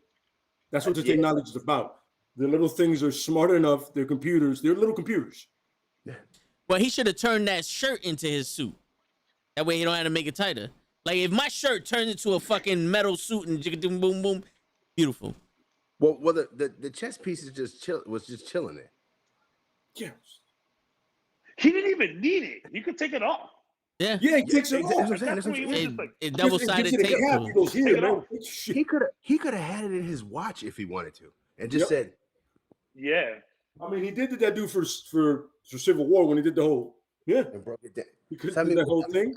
I don't understand all of this. Which I love. I wish that would have had, instead of that sound, it would have been an actual repulsive thing. But he would have killed Bucky there. Story would have went away. Yeah. Unibeam. That unibeam that he got Bucky and ripped off that arm. Oh boy. That was incredible. That's what set Cap off though. Cap was like, "Oh, it's on now." Yeah. I mean that's a true unibeam, is it not? Okay. Because I had a lot of people complaining about it. Really? Yeah. I mean, it took off his arm. It was. I mean, a unibeam should blow you up. Correct. Yeah. It should. Let's be honest. No, absolutely. Unibeam should blow you up. You know anything about that? But this is Bucky. You ain't gonna kill off Bucky. Yeah. But I thought it was dope. I thought it looked good. Maybe I wanted to see a little bit more, like maybe a little bit more of that like, instead of that just quick. Like it was more like a flash. It was more like a quick. It was more like a quick little explosion as opposed to a beam. But I thought it was still pretty cool. I would have probably cut through all that shit right through to the wall. Cut through him and Captain. It would have cut through him and Captain. Yep. Yeah, I don't know if that's can the shield stop the unibeam? I think the cannon. Because it absorbs energy. It stopped Mjolnir. If it can stop, it did stop. If it can stop a wrench, it can stop a unibeam. Hey, what if he'd have whipped out the proton cannon? I was waiting for that shit. Cannon. Old school. I was. Now would have first of all, awesome. I would have loved it. Then I would have been like, "Where in the blue fuck? You don't have the nano suit now. Where did that shit come from?" It's a stage 1 unibeam. That's what Cap said. They paid homage to the proton cannon in when he did his little and the nanites came behind him and shot the beam. I felt like that makes sense. But it wasn't the proton cannon. No. No, yeah, we need a proton cannon. One of my that's one of the things that I miss the most in later Marvel movies as opposed to like Age of Ultron and even Avengers 1 was all the double moves that they would do. Man, when Cap bounced the beam off of Cap's shield and just and then when fucking Thor batted the fucking shield, or when he drops the hits, the double moves are in Age of Ultron. The double moves are at a fever pitch. Them shit is happening all the time. It's incredible. Absolutely. And probably my favorite Tony Stark line comes from Age of Ultron, where they finally meet Ultron. It's Tony, Cap, and Thor. And Thor's like, he's like, look, you can just chill out. No one needs to break anything. And Ultron goes, clearly you've never made an omelet. And Iron Man goes, beat me by 1 second. Yo, it's just so funny. Beat me by 1 second. So good. I do love Thor's cockiness in that movie. When it all at the end, like they get ready to fight, and he's like, "This is it." The Cap looks at him. You had to say, he's like, "This is it." I'm like, "Oh man, shit."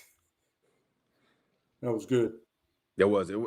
That whole scene right there was good. I do like it though. Yeah. That's my Silver Surfer. A beautiful mess. That's my Silver Surfer. I'll fight anybody to the death. Fuck that X-Men Silver Surfer. Hey man, Silver Surfer is actually a great character, man. They just need to remaster. Quicksilver. I'm sorry, Quicksilver. Yeah, Oh, it's my Quicksilver. Okay. Yeah, that's my Quicksilver. I make that mistake all the time. Yeah. So you prefer Kick-Ass over, X-Men? Yeah. Yeah, because I like the X-Men. Quicksilver. If anybody struggles that much to tell somebody that they're your father, you need to fucking jump off a roof. Oh my! I'm gonna tell him he's my father. I'm not gonna tell him, and I'm gonna tell him, and I'm gonna run as fast as I can through all this shit. Tap on the shoulder. Hi, but motherfucker, I will say this. Say it or don't say it. I spent a half hour watching this shit. Like seriously, bro. Like someone needs to Stewie this motherfucker. Go to his house, punch him in the dick. That's not funny. Yo, seriously, get him the fuck out of here. Get him the fuck out of here. That's not Quicksilver. Yeah, that's not Quicksilver. I will say this. You remove the slow down scenes from X-Men Quicksilver, and you got nothing. Yep. Oh Facts. yeah, facts. You got nothing. And then when they did it in the second movie, it's like, all right, speed it up. We saw this before. We saw it. And I'll tell you, the first slowdown scene when he was in the kitchen throwing all the bullets away, grabbing homie's hat, taking a little bit of the sauce, was a lot better than when the kids were blowing up in the school, me personally. Yeah. Oh, yeah, facts. Absolutely. All day long, yeah. I liked the MCU's, his cockiness. He goes, you didn't see that coming? Yep. Oh, so, come on, man. And that's Pietro. We didn't get enough of him. That's Pietro at his best. Because Pietro's an asshole. You read the comics, you know he is a fucking dick. But he knows his power, and he uses it to the maximum of his ability. And he had the accent. It's very like we just didn't get enough. Abuse it. Him and his father. Some people do it out of necessity. Him and his pops abuse their powers.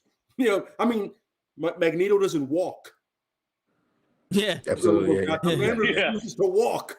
Abusing the power. I get it.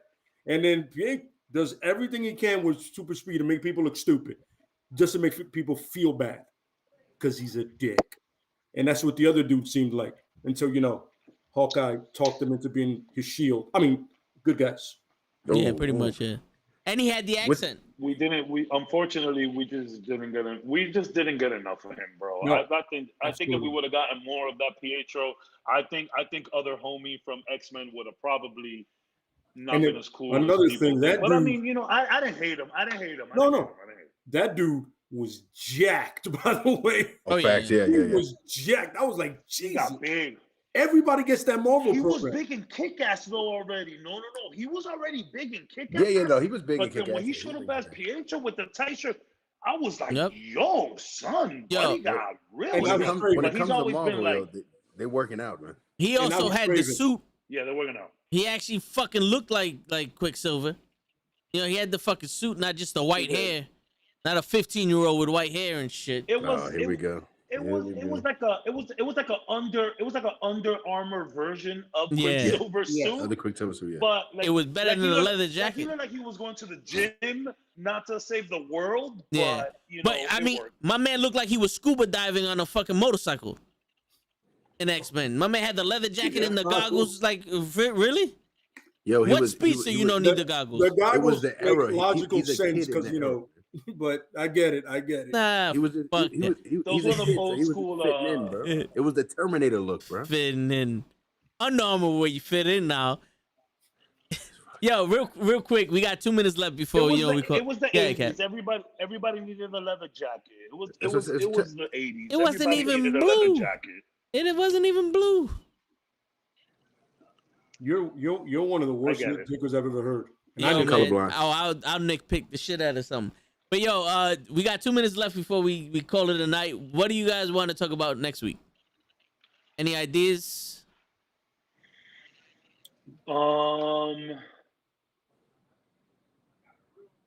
We definitely we went into the Batman today. Maybe next week we'll go into the Flash. Definitely. Yeah. But when are we gonna do? When are we gonna do the versus stuff? Let's pin the heroes against each other, bro. Let's pin the heroes against each other. So like DC versus Marvel, or No, anything. It could be anything, bro. Anything. Okay. Even within its own universe, Marvel versus Marvel. Okay. Yo, Okay. I say you can pull it from anywhere and bring it up. All right. I mean, I would love to. Yeah, we could do specific fights because we could do like Wolverine versus everyone he's ever fought. One of my favorite Wolverine rivalries is him and Omega Red. Ooh. Oh, okay. That shit gets mean. Him and Omega Red get really nasty with each other. There's a lot of fucked up shit that them two do to each other, and it's really nasty. That hate is strong between them. Because even though him and Sabretooth like dislike each other, there was always that little like brother love that they had from back in the day. But him and Omega Red was on site every time. You could talk about Wolverine versus the Hulk. You could even do some Batman versus Superman shit if you'd like. I mean, I don't know. It's just a topic. We could think about it later. You know, right. some versus shit. I know we've been talking about the superhero versus for a long time. So there you go. Next week, superhero versus Marvin the Manhunter versus fucking Vision. There you go. I thought Toad was gonna say he wanted to talk about systematic racism and trickle down economics, but I'm down for the verses. Yo, but you know something? But we could talk about racism we could bring up Static Shock.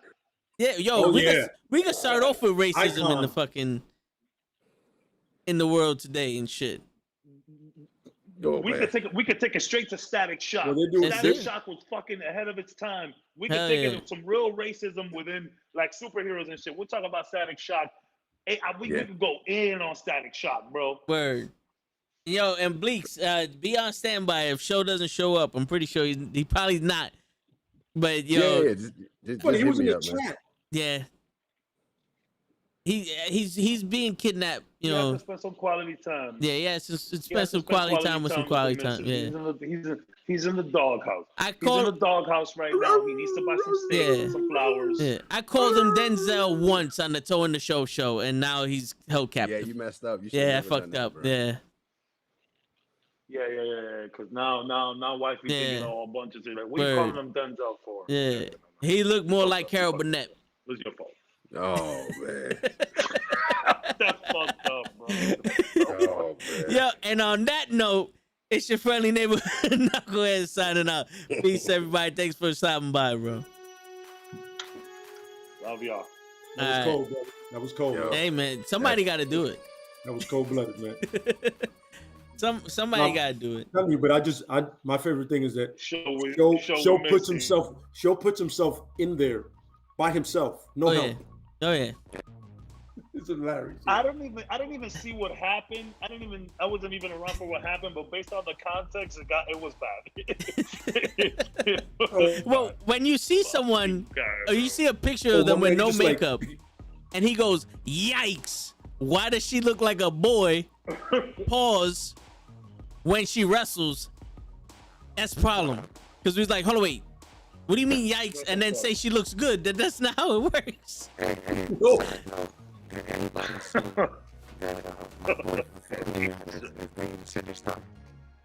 Hold on, Bleach, your mic's messing up on mine. I don't know.